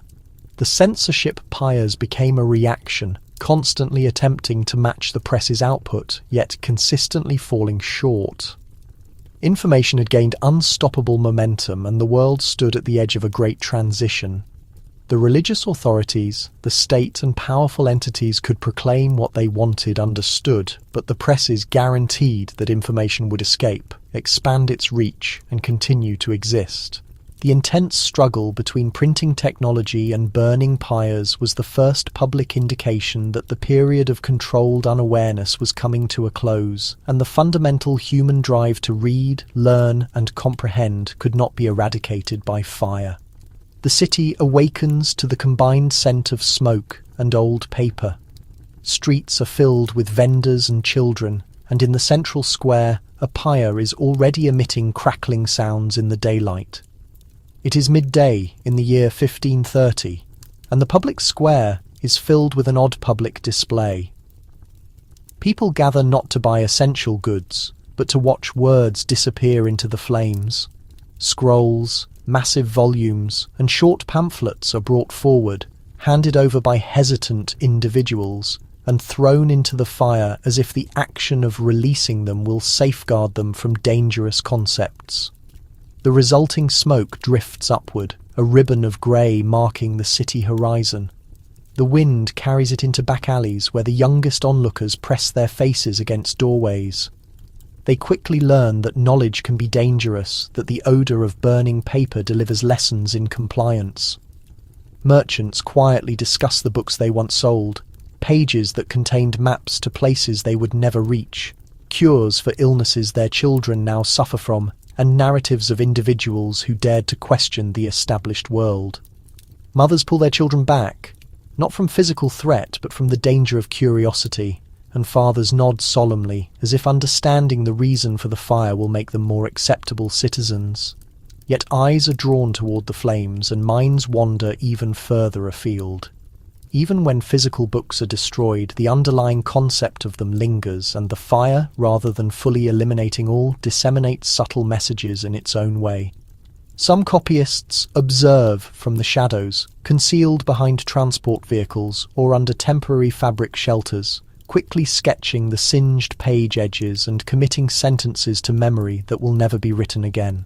The public square transforms into a platform where authority publicly showcases its power. Clerics recite ritual prayers over the stacked books, insisting that the flames purify the city and shield the populace's souls. Town announcers call out the titles of what is being lost, and the list grows longer with every hour. Children stare, counting the darkened sheets as if keeping a tally, while older citizens recall what was removed the day before and anticipate what will vanish tomorrow. This daily ceremony turns learning into a public event, and the city itself becomes a practical example of compliance, authority, and apprehension. No resident is untouched, and everyone is a witness to the deliberate construction of popular thought. Amidst the rising smoke, the glowing embers shine like small sparks of hidden resistance. Some pages are tucked away in clothing pockets, others in baskets beneath farm products. And even as the fires rage, a quiet network of conservation operates in the background. Those dedicated to literature, scholars, and runaway apprentices risk everything to rescue what they can. They understand that the city's surface compliance conceals a deeper opposition. Every small flash of fire is reflected by a flash of human memory, and every particle of ash that settles carries a secret narrative to be preserved in hushed tones. By sunset, the marketplace is a dusty grey, covered with black remnants that once held aspirations, concepts, and learning. The children return home, their minds more stimulated by the fire than by formal instruction. And the adults walk slowly, considering what the city has learned and what it has surrendered. The smoke lingers until it fades into the night, and the city, although quiet, pulses with the recollection of all that was incinerated and all that secretly endures. In this city built on the memory of ash, knowledge is both a public spectacle and a grave warning, a teaching about sacrifice, and a promise that even within fire, certain truths persist. In the year 1560, a heavy record book rests on a massive oak desk in a poorly lit office, its pages dense with detailed handwriting and guarded secrets. Every single entry documents a seizure, a book taken from a private library, a roll of parchment removed from a monk's shelf, a short pamphlet confiscated from a local vendor's stall. The actual titles are obscured, replaced with carefully drawn black lines. But the quantities are meticulously recorded. 3 copies, 7 copies, 12 copies, as if the extent of the loss can be precisely tallied and controlled. The final resting places are always noted as confidential, coded references that imply safety for some documents and total oblivion for others. The ledger itself becomes a hidden chart of vanished intellectual domains, a documented record of authority, and a silent observer of a city that actively consumes its own learning. The official tasked with confiscation moves through the streets with silent authority, draped in long robes and carrying keys that unlock physical barriers and mental barriers. Families wake up in dread when the official knock comes, and scholars pause before opening their doors. They know that when this ledger is consulted, nothing avoids scrutiny, and whatever is taken will vanish into facilities where destructive fire or slow decay awaits. The populace quickly learns that public order is maintained not by official declarations, but by comprehensive lists. Every book documented is a constant reminder of who possesses the power to decide what is recalled and who decides what is erased from history. People whisper in secluded areas, observing that the ledger expands more rapidly than the libraries, and that even those who successfully hide their possessions are not secure from its power. Scribes employed by the confiscator meticulously copy each entry, their hands steady even when their resolve wavers. Numerical entries are verified multiple times. Cross-references are made with absolute precision. A copy of a medical text on plant-based remedies is recorded, its title obscured, and it is sent to a guarded archive. A manuscript detailing foreign astronomical ideas is counted and sealed, its contents destined for a hidden vault no one is permitted to access. The ledger itself, despite being a record of absence, projects immense authority. Each line confirms that the distribution of knowledge is not unrestricted, that books are possessions of the ruling power, and that control extends from the simple bookshelf to the marketplace and the city entrance. Yet in the hidden corners, some individuals begin to notice recurring patterns. the systematic routine of the seizures, and they start to mentally map the pathways of lost texts. Quiet copyists commit the redacted titles to memory. Apprentice press operators sketch the missing pages from memory, and coded communications are exchanged between sympathetic individuals. The ledger, originally intended as an instrument of complete erasure, transforms into a complex puzzle, a secret navigational guide for those brave enough to attempt to recover what has been removed. Even as the ink dries on the page, ideas flicker brightly in the minds of those who refuse to be silenced. By nightfall, the oak surface is clear, the ledger sealed and locked, but its invisible presence persists in the collective memory of the city's residents. Fear and intense fascination intertwine as people speculate on what is missing, what will disappear tomorrow, and what survives the official tracking. Despite the meticulous hands that record the losses, each entry in the confiscator's ledger is an account of absence, a record of what the powerful have sought to eliminate, and a silent tribute to the unyielding human desire to know. In the shadow cast by this ledger, the city balances precariously between memory and loss, counting the vanished items, protecting sensitive information, and serving as a reminder to all that even through precise record-keeping, knowledge can be stolen, and true intellectual freedom can be as fragile as a flickering flame. In the year 1570, the city vibrates with hidden information that no ledger can fully document and no fire can completely destroy.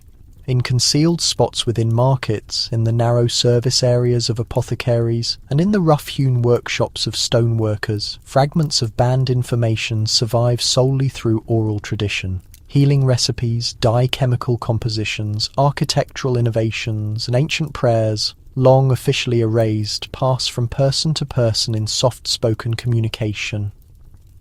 Midwives carry healing chants and traditional remedies from one family to the next, words memorized as if they were protective talismans against both disease and deliberate censorship. The city operates like a hidden system, unseen by those whose job is to count physical books and scrolls, yet fully alive with the circulation of information that stubbornly resists containment.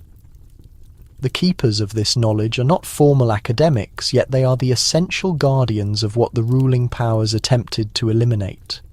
Apothecaries commit to memory extensive lists of medicinal plants, their full effects and potential hazards, the remedies that successfully heal without drawing any official notice.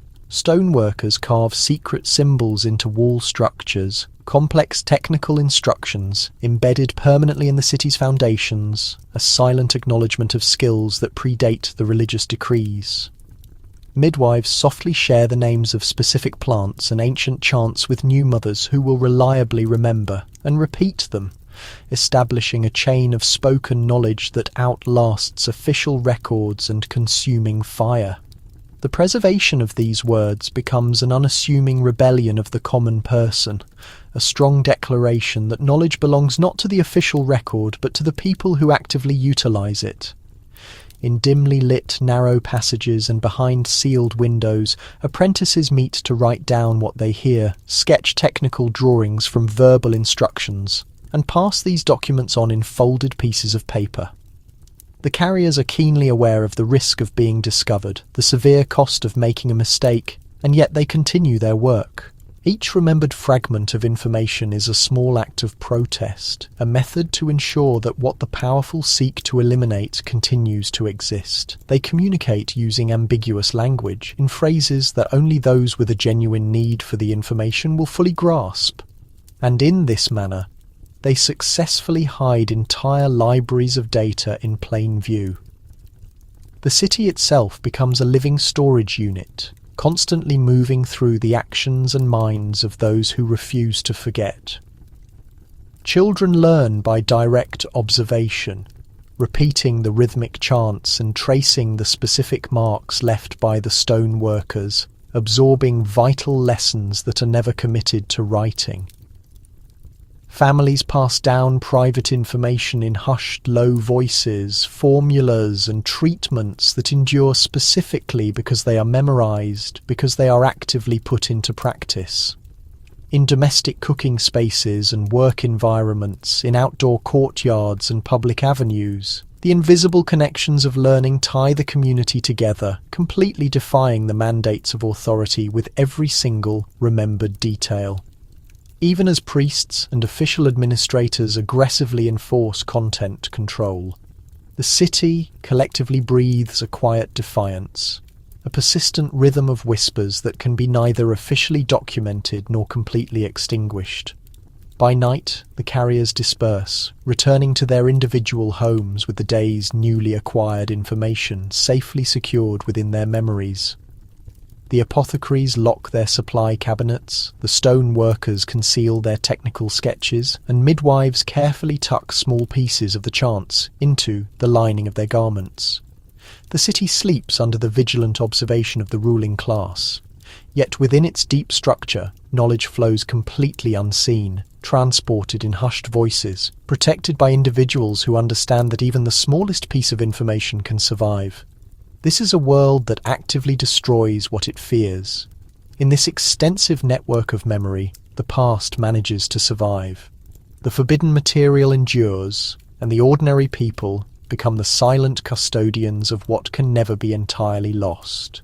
In the winter season of 1580, a travelling academic carefully wrapped his valuable handwritten texts in waterproof oilcloth and departed at first light, leaving the monastery that had previously been his residence. The roads were deserted, but the snow crunched loudly beneath his feet, and every single noise seemed amplified, as though the mountainous terrain itself was listening intently for the quiet movement of pages and the soft sound of ink.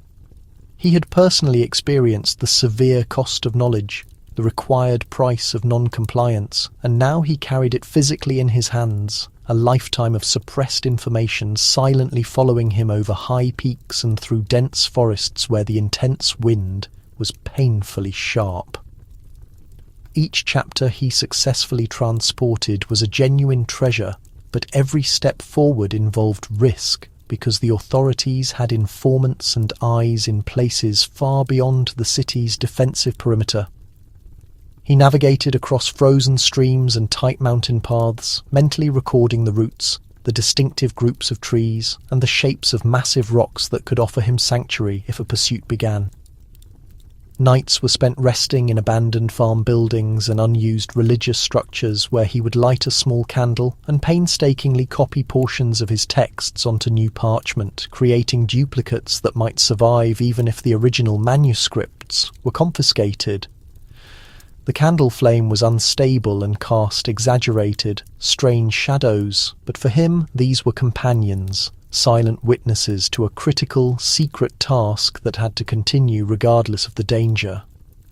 He softly spoke the words aloud to reinforce his memory, to feel the concepts physically within his being, and the vast mountains held his voice like a secure vault. The academic understood that being captured was an absolute failure. A single page discovered could lead to his permanent banishment, incarceration, or worse consequences, and yet he felt unable to abandon the crucial information he was physically transporting. The documents detailed forgotten scientific principles, prohibited historical accounts, and fundamental truths that were not yet allowed to be expressed freely in the human world. Each chapter was a tiny spark, each sentence functioned as a light source. In the oppressive darkness, he transported them as a person might carefully carry an infant through a destructive storm. Physical hunger and the intense cold were significantly easier to tolerate than the mere possibility of losing even a single line of text. Villagers along his travel route generously offered small amounts of food and temporary shelter, but he never stayed long, as lingering was inherently dangerous. He carefully learned to move like a faint shadow, to use vague directional language, to offer a polite smile without revealing the desperate urgency that drove him onward. By daylight hours, he appeared to be an ordinary traveller seeking nothing in particular. By the evening hours, he transformed into a devoted keeper of multiple worlds, continuously copying, concealing, and memorizing. The mountains became simultaneously a constraint and a haven, their quiet solitude serving as a shield against those who would destroy what he deeply valued. When the spring season arrived, he successfully crossed into a different region where the sun felt warmer and the roads were more clearly defined, but his heavy intellectual burden remained. He strategically entrusted specific portions of his collection to reliably trusted individuals, trained copyists and academics, who would continue the essential work, who would successfully transport the chapters forward so that the cleansing fire could not completely eliminate them. And although he consciously remained in the shadows, completely unknown to the major cities and royal courts that had relentlessly pursued him, the academic walked with an inner sense of profound mission that no personal exile could diminish. In every single step, every hushed spoken word, and every precise reproduction of a page, he ensured that vital knowledge successfully endured. A single chapter cost him an entire lifetime spent in hiding, but it simultaneously provided the world a crucial opportunity to remember what others had made a determined effort to forget. In the summer season of 1612, townsfolk assembled in the central market square to observe the formal book incinerations, and the surrounding air carried the combined smell of smoke and sweet pastries. Flames rapidly licked the edges of carefully stacked handwritten documents as children firmly held their parents' hands, their eyes wide with awe at the intense light and heat. Merchants were actively selling various sweet treats from their mobile carts.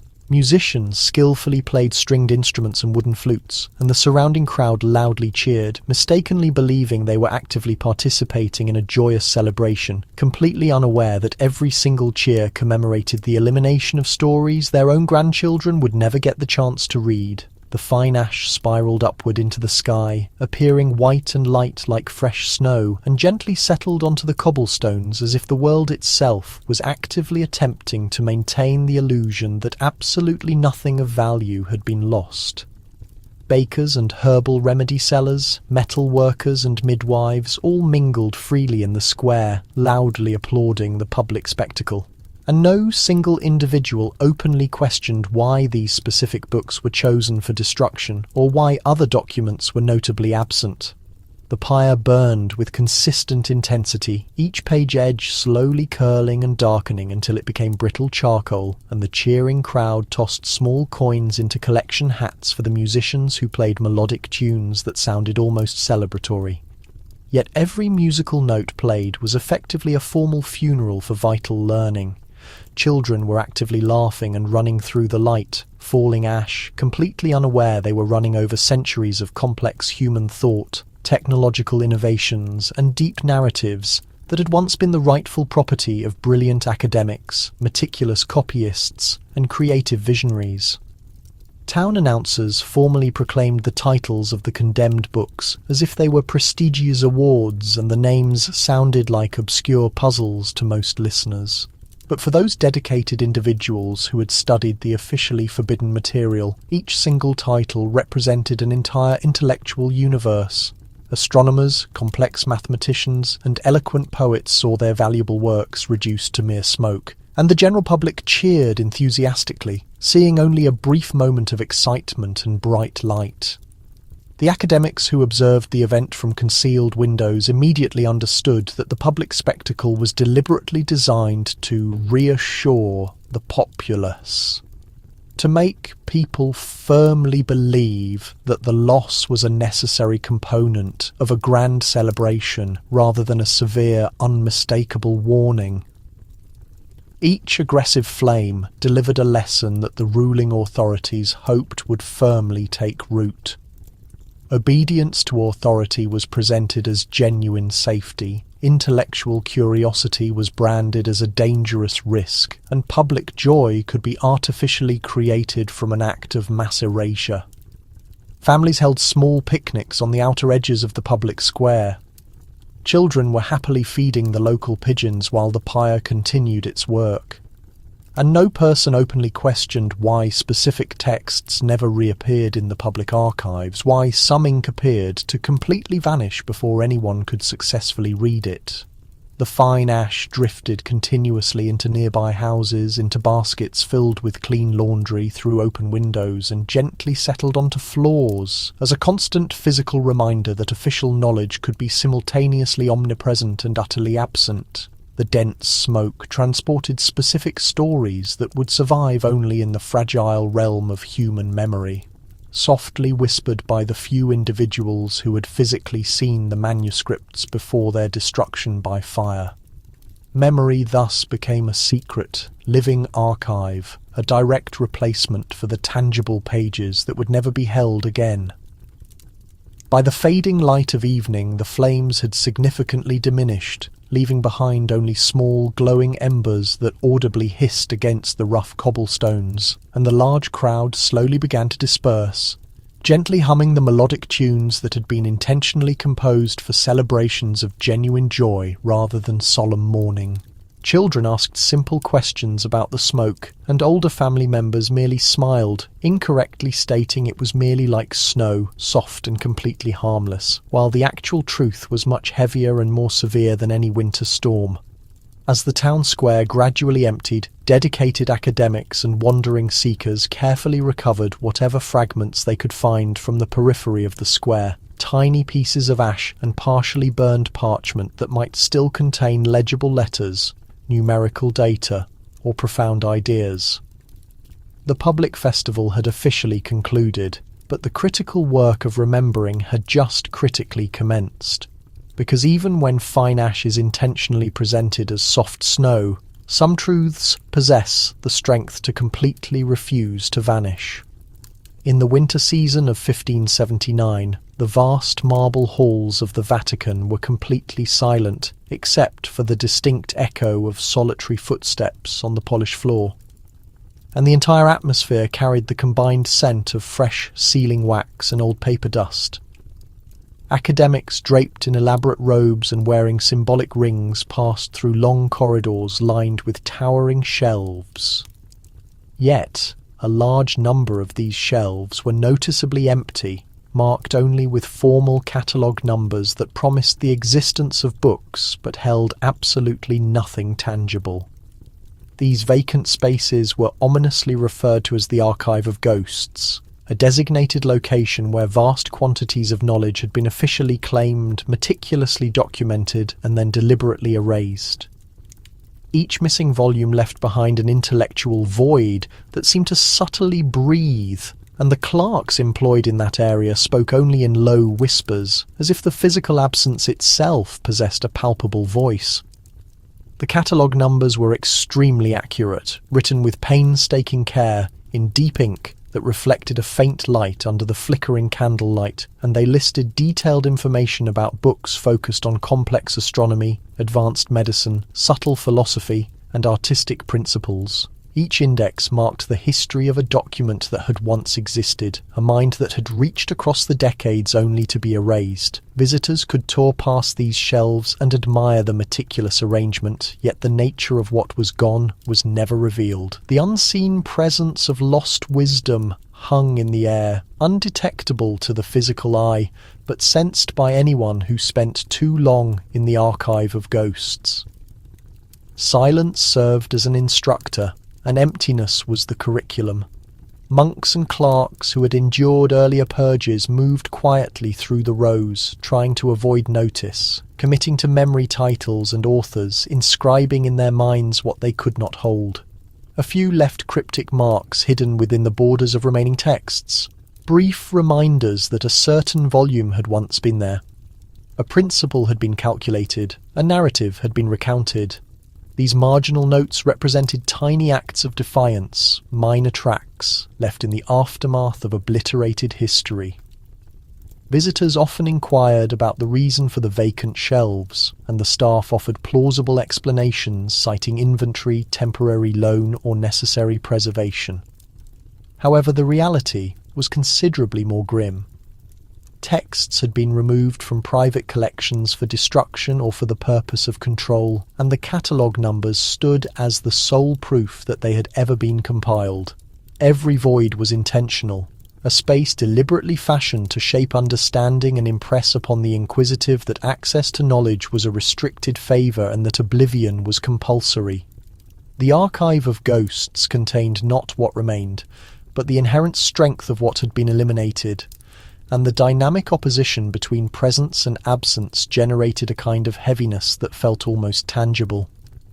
By evening the corridors were dim, with lanterns sputtering and shadows lengthening over the empty storage spaces. Scholars departed with their heads filled with unseen writings, their emotions burdened with secrets too perilous to record. The Archive of Ghosts was not a conventional collection of books. It was a realm of recollection and invention, where people still living pieced together what no longer physically was. Each vacant spot prompted questions, and every question posed a threat to the established order that had necessitated the vacuum. In that record of ghosts, numerical entries became precious tokens, absences served as testimony, and the spirits of the volumes moved unnoticed among the people, impressing upon everyone who dared to contemplate that intellectual progress could disappear but could never be wholly suppressed. In the year 1583, workshops throughout Europe buzzed with quiet experimentation. Yet very few written accounts survived. Instructional guides detailing how to create lenses, grind pigments, or chart the stars had been confiscated or consumed by fire, leaving behind mere fragments in memory. What remained were legends of holy figures accomplishing feats that seemed beyond mortal ability. A cleric might assert that St. Catherine had found a way to transform water into permanent ink, or that St. Hubert had instructed hunters on navigating by the stars for orientation. The instructional guides themselves were forever lost, but the purported miracles persisted, and with them, authority over the insights those guides had contained. People spoke of the divine events with reverence, reciting stories that attributed the outcomes to supernatural aid rather than human ingenuity. An alchemist's process was transmuted into a holy blessing. A builder's tool was now said to be guided by celestial beings. Communities accepted these narratives without scrutiny because the verifiable facts had been obscured, because the written works that provided explanations for the methods and rationale no longer existed. Children were taught that miraculous events were normal, and intellectual curiosity became something to admire but never pursue.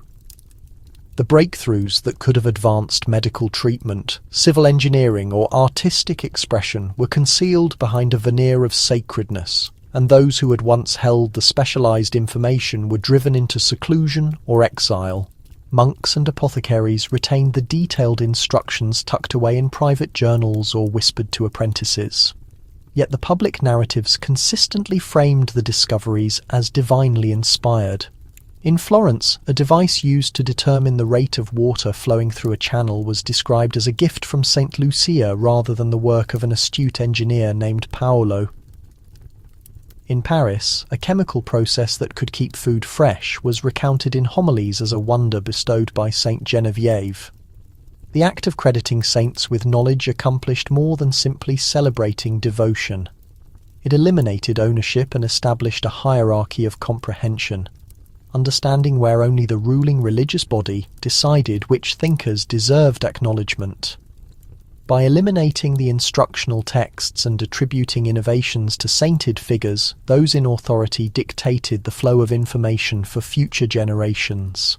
Artisans, who might have refined earlier findings, were now compelled to speculate, recreate, or accept secondary descriptions presented as divine acts. Libraries contained scattered elements of human invention, but sermons and accounts of saints transformed them into narratives of divine control. Scholars who attempted to recover the erased knowledge faced official reprimand or banishment. For to question a saint's story was to challenge the power structure that controlled what the populace was permitted to know. Miraculous tales became anchors holding practical knowledge down beneath layers of piety and fear. A fundamental mechanical concept, once illustrated with diagrams and text, became a fable retold from the pulpit. The spirit of invention endured only in the hidden realm, refashioned to suit a narrative that honoured saints and minimised human accomplishment. People readily accepted that miracles could move mountains, restore the ill, or light up the night sky. Yet they never learned how the instructional manuals had been wiped out, how the saints had received the praise, and how the world continued to marvel at the impossible, while the human creativity behind it remained guarded in memory and secrecy. By the year 1585, Europe was saturated with tales of miracles, yet deprived of essential knowledge it no longer possessed. And every account of a holy figure contained the echo of a sheet of paper that had been consumed by flame in the year 1572. A quiet seismic shift spread across Europe without a single weapon fired or settlement invaded. The calendar system was reformed, and with it, the collective memory of the past was altered. Specific days were omitted, months were rearranged, and entire years were subtly adjusted. The Pope authorised the change, claiming that the previous calendar no longer aligned with astronomical observations. But the consequences were much deeper than just planetary science. Events that had been diligently documented, books that recorded royal family histories, documents that detailed scientific findings, all suddenly appeared to shift in time. A religious celebration observed in one year was suddenly assigned to another. A comet noted decades prior seemed to have arrived a few days ahead of schedule. And manuscripts that provided a continuous link between concepts over centuries could no longer be accurately traced in the order of their original creation. Historians, monastic chroniclers, and record-keepers struggled to resolve the date conflicts, often choosing to disregard the inconsistencies entirely. The reform created voids where destroyed written works had previously provided a link between eras. Places where valuable information had already been lost were now invisible within the chronology. A mathematician who had once referenced a series of scholarly papers discovered that his sources now appeared to predate his own work by years or decades, making the development of ideas seem illogical to follow. Libraries held documents, yet the assigned dates were inconsistent, and academics could only speculate as to the original chronology. It was as if recorded history itself had been edited, and the absence of the actual books guaranteed that no one could set the record straight. Every urban centre, every religious community, every royal household in Europe modified their records, and the population complied. Contracts, final wishes, registrations of birth and death were all adjusted to the new calendar, as if the past had simply been lifted and placed into a new setting. Citizens accepted the alteration because it originated from an ultimate authority. Yet the true concealed intention went unrecognised. The temporal realignment obscured where vital information had been deliberately removed. Scholars who had risked exile to safeguard a manuscript found that even if the text survived, its context in the historical timeline was now ambiguous. The reform provided a convenient mechanism to conceal centuries of missing works, closing the gaps that religious authorities, fires and censors had engineered. Instructors explained the change as a necessary correction of celestial timing.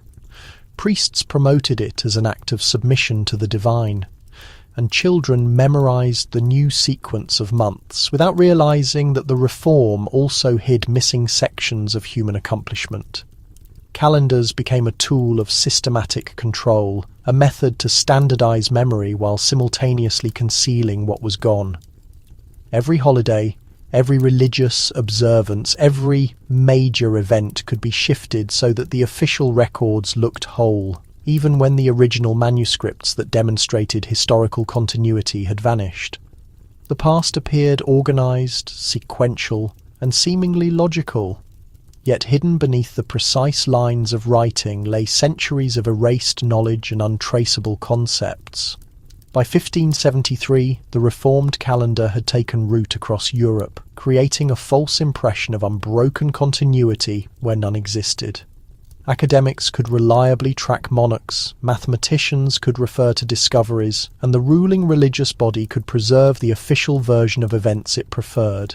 The reform represented more than just a correction in astronomy. It was a subtle act of deception, a way to redesign the concept of time itself and cover up the destruction that had already transpired. Events were reassigned, historical periods were seamlessly connected, and the voids left by incinerated books were hidden beneath the careful organisation of the days.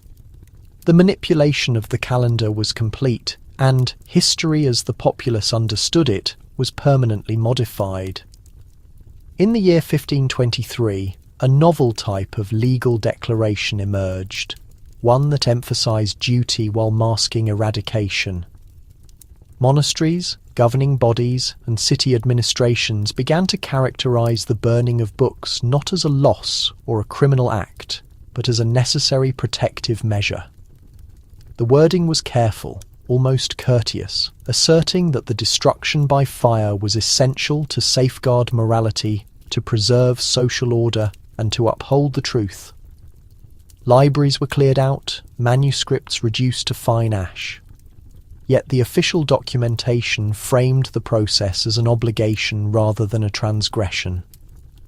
Officials recorded in informal logs that the texts were placed under secure custody by means of fire, and the exact language used absolved them of wrongdoing. The terminology made the act of destruction look like a form of safeguarding, a kind of officially sanctioned compassion. Records of transfer were kept. Detailed item lists were compiled, and the identities of witnesses were noted. Yet the reality was much different. Shelves that had once bent beneath the weight of centuries of intellectual effort were now empty, and smoke rose from chimneys located where learning had once been stored. Clerics who supervised the burnings described the flames as precise and controlled, presenting the event in terms of legal necessity and duty. A valuable copy of Aristotle might be eliminated, a textbook on medical practice might be turned to embers, but the official registry would declare the action a form of responsible oversight. Fire became a bureaucratic instrument, a legal deception that erased facts while pretending to preserve them. Even members of the judiciary were compelled into participating in the spectacle. Court proceedings were held not to punish the damage, but to formally validate it. Official statements were read aloud. Legal precedents were cited, and in the formal record, the destruction by fire was categorized as essential supervision. Those who questioned the absence were told that the documents had been at risk, that allowing them to remain intact risked spreading heresy, blasphemy, or falsehood. Flames were commended for their perceived honesty, and the resulting ash became proof of diligence. No institution could accuse the state of theft when the very legal code declared the action an act of care. The terminology was extremely precise, meticulously crafted, and deliberately deceptive. Across different cities and communities, the pattern was repeated. Books were gathered from private residences, religious orders, and merchant workshops. Couriers transported the documents under close supervision, and the fires followed shortly thereafter. Each fire was documented with signatures, official seals, and statements declaring that all materials were now securely held by the religious authority or the state. Academics who had once relied upon those works were left powerless. The specific legal phrasing made challenging the actions virtually impossible because the destruction was presented as compliance, as protection, as a service to the public good. The law had been converted into a defence for erasure, a method to transform criminal behaviour into civic virtue. By 1530, the entire process was standard practice. Communities learned to accept the public display, to understand that the incineration of knowledge was officially authorised and morally sound. Students watched pages burn and were told it was for the collective benefit, that the fire served as a protector of truth rather than its executioner. Libraries that had once been centres of intellectual activity became monuments to emptiness, and the ledger, the official written account, served as the sole observer. Destruction and custodianship had become interchangeable terms, and the language of the law had quietly redefined the essence of loss. Through careful selection of words, legal formality, and bureaucratic exactness, fire was transformed from a destructive force into a guardian, and knowledge vanished while its disappearance was declared morally correct. In the year 1547, as flames consumed the edges of public squares and church grounds, a small but dedicated contingent of scribes discovered methods to ensure that words would persist where fire ruled supreme. Standard writing fluids would be consumed, reduced to nothingness. But pigments created from ground-up minerals, soot, and even crushed flower petals offered a chance of survival. These pigments were more than just hues. They served as safeguards, disguises, almost mystical in the defence they provided. A written prayer done in the colour indigo could look simply like a dirty mark to someone using an incense burner nearby, whereas a message in bright vermilion might reveal an unknown instruction to an especially keen observer. Monks, nuns, pharmacists, and travelling scholars learned that the perfect colour could relay information across smoke, through extreme heat, or even past official mandates that demanded total deletion. However, it wasn't just the colours that kept learning alive. Secret languages and encrypted prayers transformed standard paper into covert receptacles. Letters shifted their place, characters rotated around, numerals stood in for everyday objects. A blessing that seemed basic on its outside could actually hide a roadmap, an equation, or a dangerous doctrine. Children attending services could speak the words out loud without realizing their true content. Yet a sympathetic academic could decipher the concealed meaning and uncover what was meant to be eliminated. These secret systems became essential, a means to share thoughts across long periods, to transmit small pieces of research through quiet groups of dissenters. Every sheet was a minor act of defiance, a challenge to the destruction of fire, a refusal to let truth disappear silently. The methods employed were varied and smart. Some writers utilized invisible solutions made from orange juice or white vinegar that only showed up when the document was slightly warmed, enough to reveal the true meaning without alarming an unconcerned onlooker. Others wrote over existing text in palimpsests, scratching away and writing again, burying one note under another, a secret hidden just below the surface. There were those who placed coded messages inside repetitive prayers, turning the repeating phrases into a system only a trained mind could understand. The authorities might incinerate the visible writing, yet the information concealed in the colours and symbols survived, passed on in total secrecy. Scholars learned to spot these signs, to guard what could not be openly defended, to shelter understanding in the empty spaces and between the lines, and travelling academics acted as messengers for these hidden documents. They carried books from one religious house to the next, from one trading town to another, under the pretense of religious commitment or commerce. Fires might burn the exterior, yet the ink and code remained intact.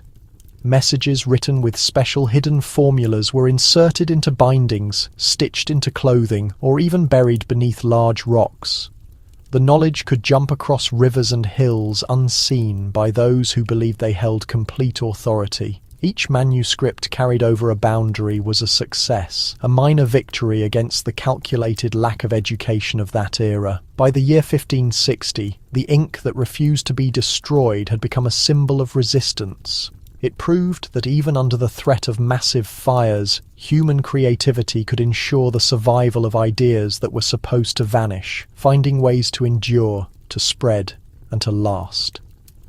Pigments, secret systems, and encrypted prayers change destruction into survival, silence into communication, and tragedy into optimism.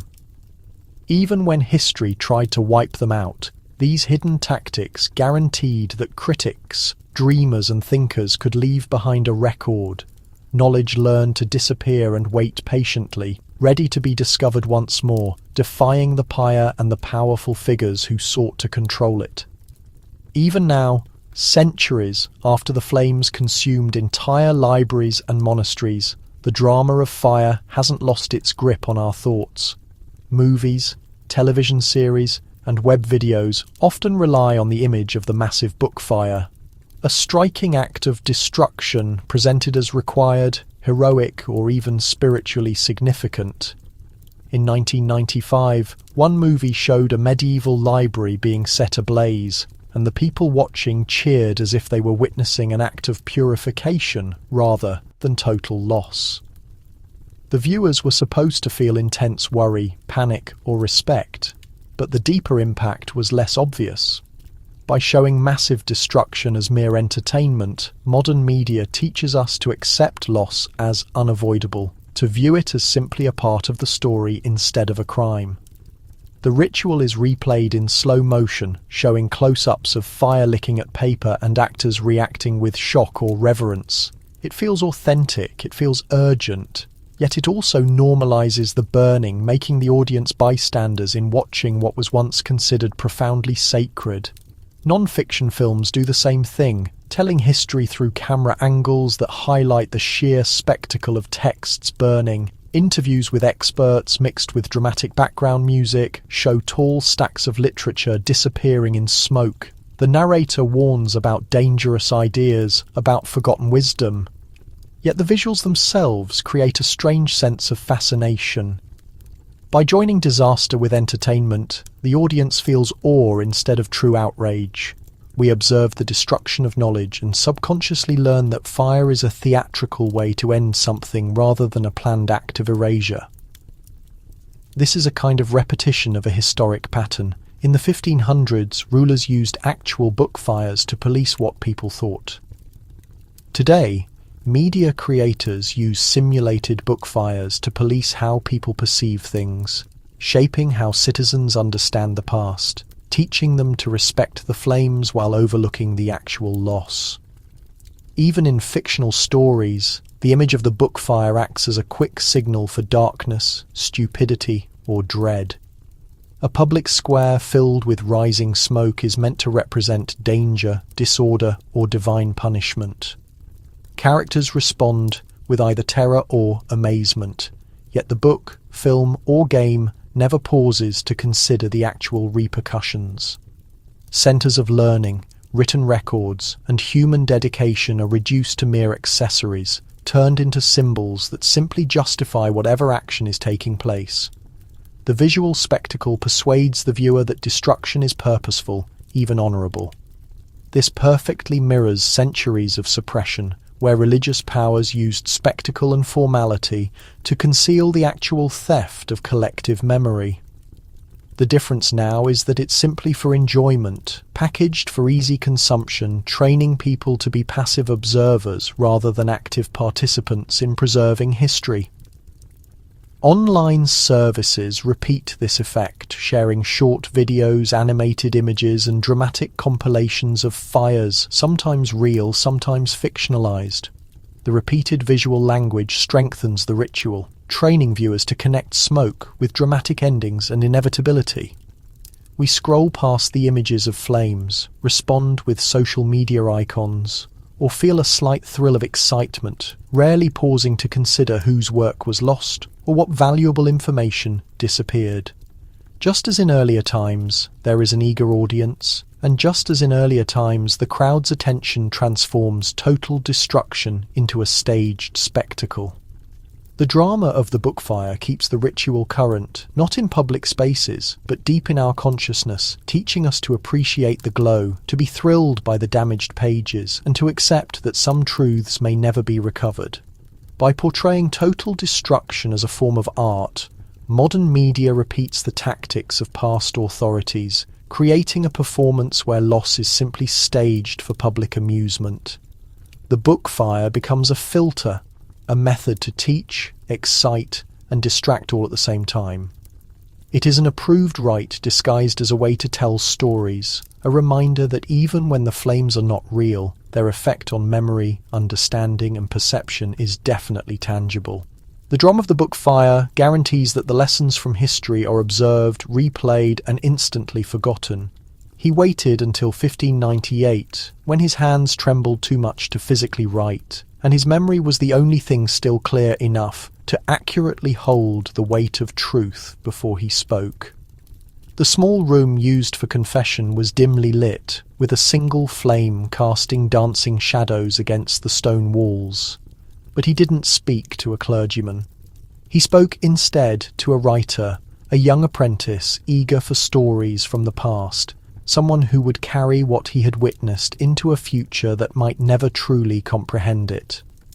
He admitted that he had been an official document keeper, a caretaker of collective memory in a city where literal fire was deemed law and books were considered moral peril. He had organised hundreds of handwritten documents, precisely measured their borders, accurately weighed their inks, and recorded their hidden content, all while knowing that the pyre waited for them just as certainly as the sun follows the night. He had touched every single page with both reverence and fear, knowing his own hands were unable to save them from the fires his superiors fully demanded. He spoke of the archives that smelled like old dust and fermented vinegar, of thin parchment so delicate it almost dissolved in the candlelight, of small handwritten comments scrawled by writers long deceased, their subtle jokes, their serious warnings, their concealed truths, all destined to become ash. He confessed he had managed to save a few, hiding them under floorboards or within thick stone walls, but that each secure spot offered only a temporary reprieve. The orders always came, the destructive fires always spread, and eventually even the treasures he had once protected had to be simply handed over. He stood by as his entire life's work was consumed by bright flames, a sacrificial tradition meant to eradicate dangerous ideas, to protect the believers, or so the powerful figures had insisted. He had sincerely pleaded for mercy, argued for patience, quoting religious figures and great scholars alike. But the devout did not pause for rational thought. He had become intimately familiar with the language of the fire, the elegant motion of smoke and embers, the particular way a flame could utterly consume a piece of parchment without leaving any trace of the vital words that had once been alive. He admitted to the young writer that he had felt both minor pride and deep humiliation equally, that sometimes the widespread destruction seemed morally correct, absolutely necessary, even spiritually pure. And sometimes it felt monstrous, profoundly cruel, and utterly final. He had been a knowing participant in the ceremony, yet also a reluctant defender, a covert writer who carefully copied small parts in coded ink, who concealed handwritten notes beneath layers of safe text, who quietly repeated forgotten formulas to sympathetic religious figures. He had lived a dual existence, one of absolute compliance and one of secret resistance, knowing that the balance between his own survival and preserving the truth was a very fragile and isolating journey. He had mentally counted each lost document as a personal injury, each successfully recovered fragment as a minor success against the spreading darkness. Ultimately, he confessed that everything he had rescued, everything he had hidden, everything he had copied would still one day be lost if no one actively remembered. The fire was simply persistent, uncaring, and inevitable. What truly mattered was a spoken record, the necessary act of specifically naming what had been destroyed, of verbally asserting the truth, even if it could not truly undo the past. He pressed into the young writer's hand a small bundle of worn documents, the special ink still readable, the edges cracked, completely filled with hidden codes and prayers, and requested they be carried across distant mountains, across national borders, beyond the reach of powerful figures who still might view them as extremely dangerous. He did not know if the boy would truly succeed, only that the act of sharing, of confessing, possessed a strength the flames could never completely consume. When he finally walked out of the small room, the old document keeper walked into the silent public streets, his secret admission complete, his heavy burdens feeling lighter, though certainly not vanished. He had willingly handed over many documents to the fire, yet he had successfully delivered their powerful memory to a new generation, a living record of what had previously existed, what had completely burned, and what might still be secretly spoken. The document keeper had at last spoken his truth, and in the act of speaking he had given the world a gift that no pyre could ever truly claim. Scholars in the year 1622 were huddled closely over sturdy tables piled high with soot and small fragments, the remains of written works that had once filled the grand libraries across Europe. They wore official robes covered in dust, their vision straining in the dim candlelight, but their sharp minds were fully focused with sheer determination. Every charred book binding told an untold story, or at least a vague outline of one, and every single reference found in surviving texts functioned like a small clue, leading them through the remains of the vanished collective memory. They carefully measured the edges, compared specific handwriting styles, traced faint ink stains, and slowly began to create a detailed map of what had once existed.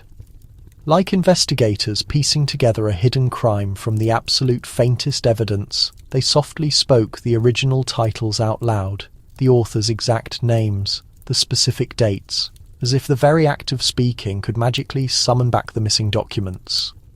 One devoted scholar, a woman originally from Florence, had dedicated her entire life to carefully reassembling the original works of a philosopher whose writings had been systematically burned across 3 separate nations. She diligently examined all footnotes, quotations, personal letters and references found in other existing books that had managed to survive by sheer luck.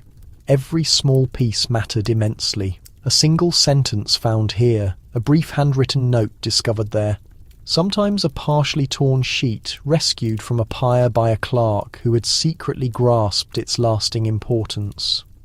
The scattered fragments were like distant star systems spread across centuries of time, and she skillfully connected them with extreme patience, deep intuition, and sharp imagination, rebuilding not the physical book itself, but the original argument, the core ideas, and the lost knowledge that had been destroyed. She worked methodically and quietly, fully aware that for every one successfully reassembled book, countless others would remain permanently lost. Yet the committed act of reassembly was a firm stance of resistance against the deliberate erasure imposed by powerful authority. In Paris, a committed team of religious figures and secular academics worked together on rebuilding a major library that had been completely destroyed in a fire back in 1594. They compared long lists, official inventories, personal letters, and written annotations, discovering consistent patterns in what specific content had been censored, what had been secretly copied, and what had ultimately survived. They quickly noticed that certain original texts were consistently referenced, even if the physical copies no longer existed, and they created detailed catalogues of these non-existent books, acknowledging that their very absence was a form of ongoing presence. The charred fragments, carefully bound with soot-stained thread, were meticulously preserved, photographed, and sometimes painstakingly transcribed, using a hidden code to protect them from any future destruction. The dedicated scholars understood that rebuilding a destroyed shelf was not merely about replacing what had been physically lost, but about documenting the profound violence done to collective memory and the specific ways that human recollection and sharp intellect could successfully fight back. Across the whole of Europe, a secret network of archivists communicated openly through letters, freely exchanging digital images of scorched fragments and small pieces of relevant correspondence. They carefully compared ink quality, paper composition, parchment type, and specific binding techniques, accurately reconstructing even the unique processes that had vanished along with the core text. Each new discovery sparked massive excitement, feeling like a small miracle, creating the sensation that a long-silenced voice could powerfully speak again, even if only in small fragments. They marveled at the sheer resilience of the knowledge itself, how great ideas survived the massive pyre. Through constant citation, through shared memory, through quiet whispers passed secretly from one scholar to the next, they eventually came to understand that the process of reconstruction was never truly complete. But every single piece that was recovered from the devastating ash, was a powerful victory, a triumph of deep human curiosity and unwavering determination over systematic and planned erasure. By the year 1632, entire successfully reassembled libraries existed only on paper, vast collections created solely from personal notes, small fragments, and cross-references alone.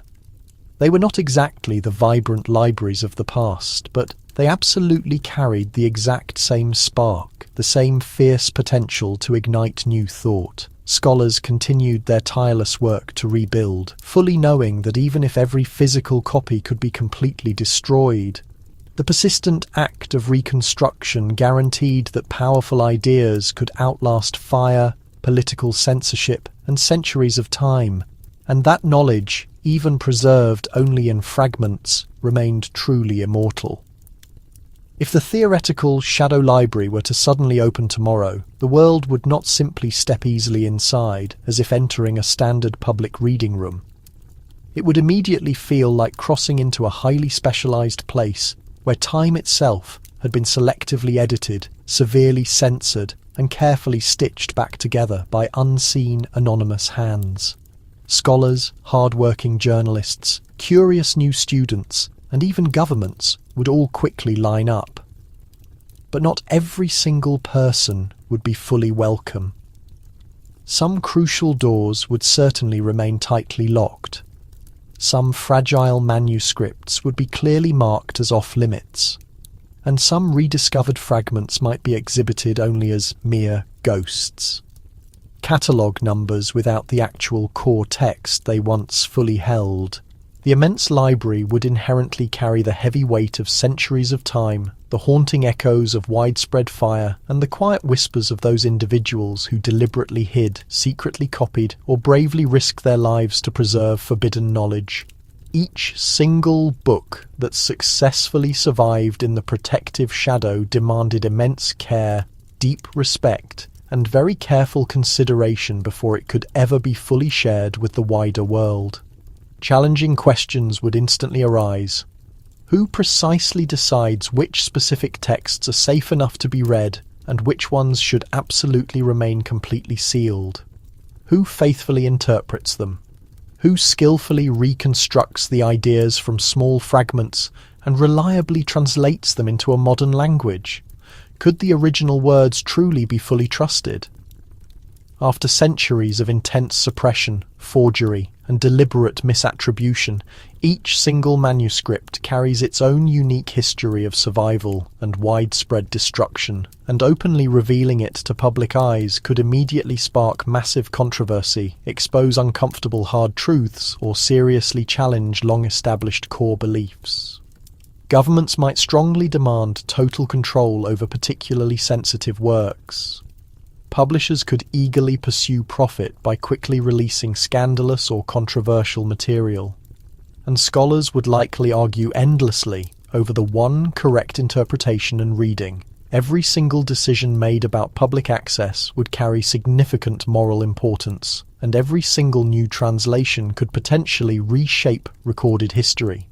Ethical problems would rapidly multiply with each new page that was turned. If a discovered manuscript described specific techniques for alchemy, specialized medicine, or complex mechanics, could it be safely revealed without causing genuine danger?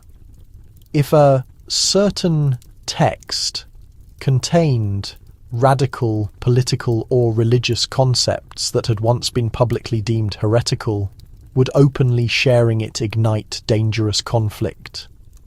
And what about the actual voices that had been deliberately and forcefully silenced? The numerous authors whose entire works were burned or systematically erased, whose important names had been fully hidden. Opening this unique library could rightfully honour their brave efforts, but it could also potentially exploit them, turning profoundly private knowledge into a sensational public spectacle. Scholars would fiercely debate whether a skillful reconstruction from small fragments was truly faithful to the original, or if it carelessly imposed modern interpretations on genuinely ancient texts, potentially altering the core meaning before a single word ever reached a new generation of readers. The profound responsibility would extend far beyond simple preservation and expert interpretation. Crucial decisions about full publication, long-term archiving, and wide digital access would clearly shape modern culture, global education, and even international relations. Some original texts might need to permanently remain physically restricted, safely stored in highly secure locations, only accessible to officially credentialed researchers. Others could be safely digitized and publicly shared, but with very clear notes on missing parts, major uncertainties, and important historical context. Curators of the theoretical shadow library would essentially become the moral caretakers of world history, carefully balancing the public's legitimate right to know against the inherent dangers of revealing far too much information far too quickly. Ultimately, opening the theoretical shadow library would prove to be more than just a logistical challenge. It would be an intense trial of ethics, human imagination, and necessary patience. Every single fragment carries profound choices about inherent truth, subjective interpretation, and lasting impact. The past, meticulously preserved in both fire and deep secrecy, would urgently demand profound wisdom from the present. And those individuals who physically touched it would be fully responsible not only for what they successfully revealed, but for what still permanently remained. Sealed knowledge, once long hidden, could potentially change the entire world, but only if its temporary custodians fully understood the immense power they held and the long-term consequences of unsealing what was specifically meant to be clearly remembered and what was specifically meant to be genuinely lost. If there is one singular truth, the long history of hidden archives, secret handwritten comments, and burned manuscripts universally teaches us, it is that fire is relentlessly patient. It waits, it carefully watches, and it never truly forgives. Knowledge once completely lost rarely returns to its precise original form. And what miraculously survives often completely depends on the bravery and diligence of those individuals willing to copy, conceal, or secretly carry it across vast mountains and restrictive borders. Every single scholar who bravely risked total exile, every helpful midwife or travelling apothecary who quietly whispered fragments from fragile memory, every dedicated religious figure who secretly rewrote forbidden pages knew deeply that curiosity itself was an act of quiet rebellion, and that the absolute safest way to effectively protect it was to always keep a backup copy, just in case. The primary lesson is, even if the passage of centuries has made it feel truly urgent, always preserve, meticulously duplicate, and secretly hide. Imagine clearly holding a small lamp in a completely dark room where the massive shadows represent centuries of planned and deliberate destruction. That small lamp is your intense curiosity, your determined refusal to fully accept that total ignorance should ever be actively enforced, your fierce determination to clearly see what powerful others have desperately tried to fully erase. Each new page you diligently read, each small fragment you carefully copy, each full text you safely store off-site is a minor act of rebellion against the constant threat of the pyre, a firm act of defiance that can easily ripple through many generations. Knowledge cannot truly thrive when faced with fire, but it can absolutely survive if it has a committed custodian who deeply understands its inherent fragility and its profound power. Even a single meticulously copied book, cleverly hidden in a small storage space, completely buried under heavy stones, or safely carried in a simple satchel across a national border, can be the tiny seed for massive future rediscovery. Replication is not just a necessary precaution, it is a moral responsibility. Every single time you openly share what you have bravely learned, carefully annotate what you deeply understand, or transcribe what you have accurately read, you are performing an important ritual of survival. You are actively taking the fragile sparks of knowledge and successfully spreading them widely, ensuring that even if a single small lamp is tragically extinguished, the resulting light successfully continues elsewhere.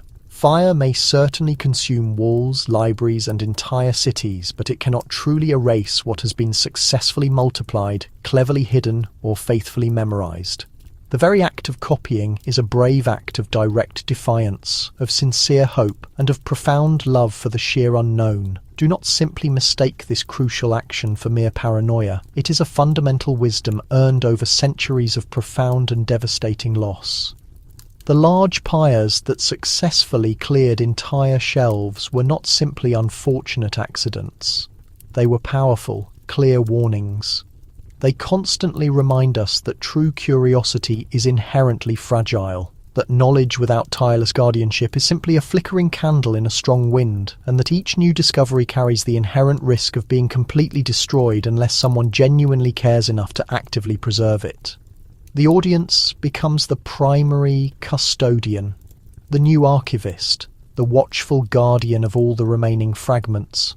By fiercely protecting your own intense curiosity, by sharing information wisely and responsibly, and by always keeping an off-site duplicate copy, you are successfully performing a silent yet powerfully persistent rebellion against historical forgetfulness and planned destruction. And so the final instruction is absolutely clear and deeply urgent.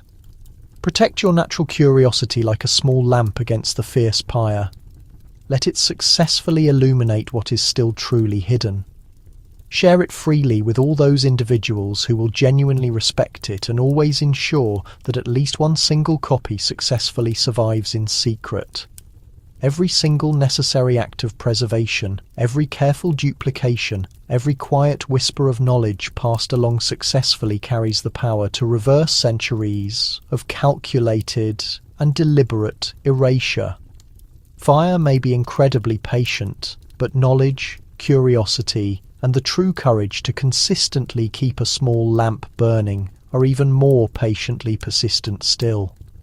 Ultimately, the only way to genuinely honour the forgotten manuscripts, the fragile fragments, and the powerful memories of those individuals who truly risked everything for knowledge is to actively keep their incredible light fully alive, and to faithfully make sure that when the wider world finally looks back, it can still clearly read what the destructive pyres desperately tried to utterly erase.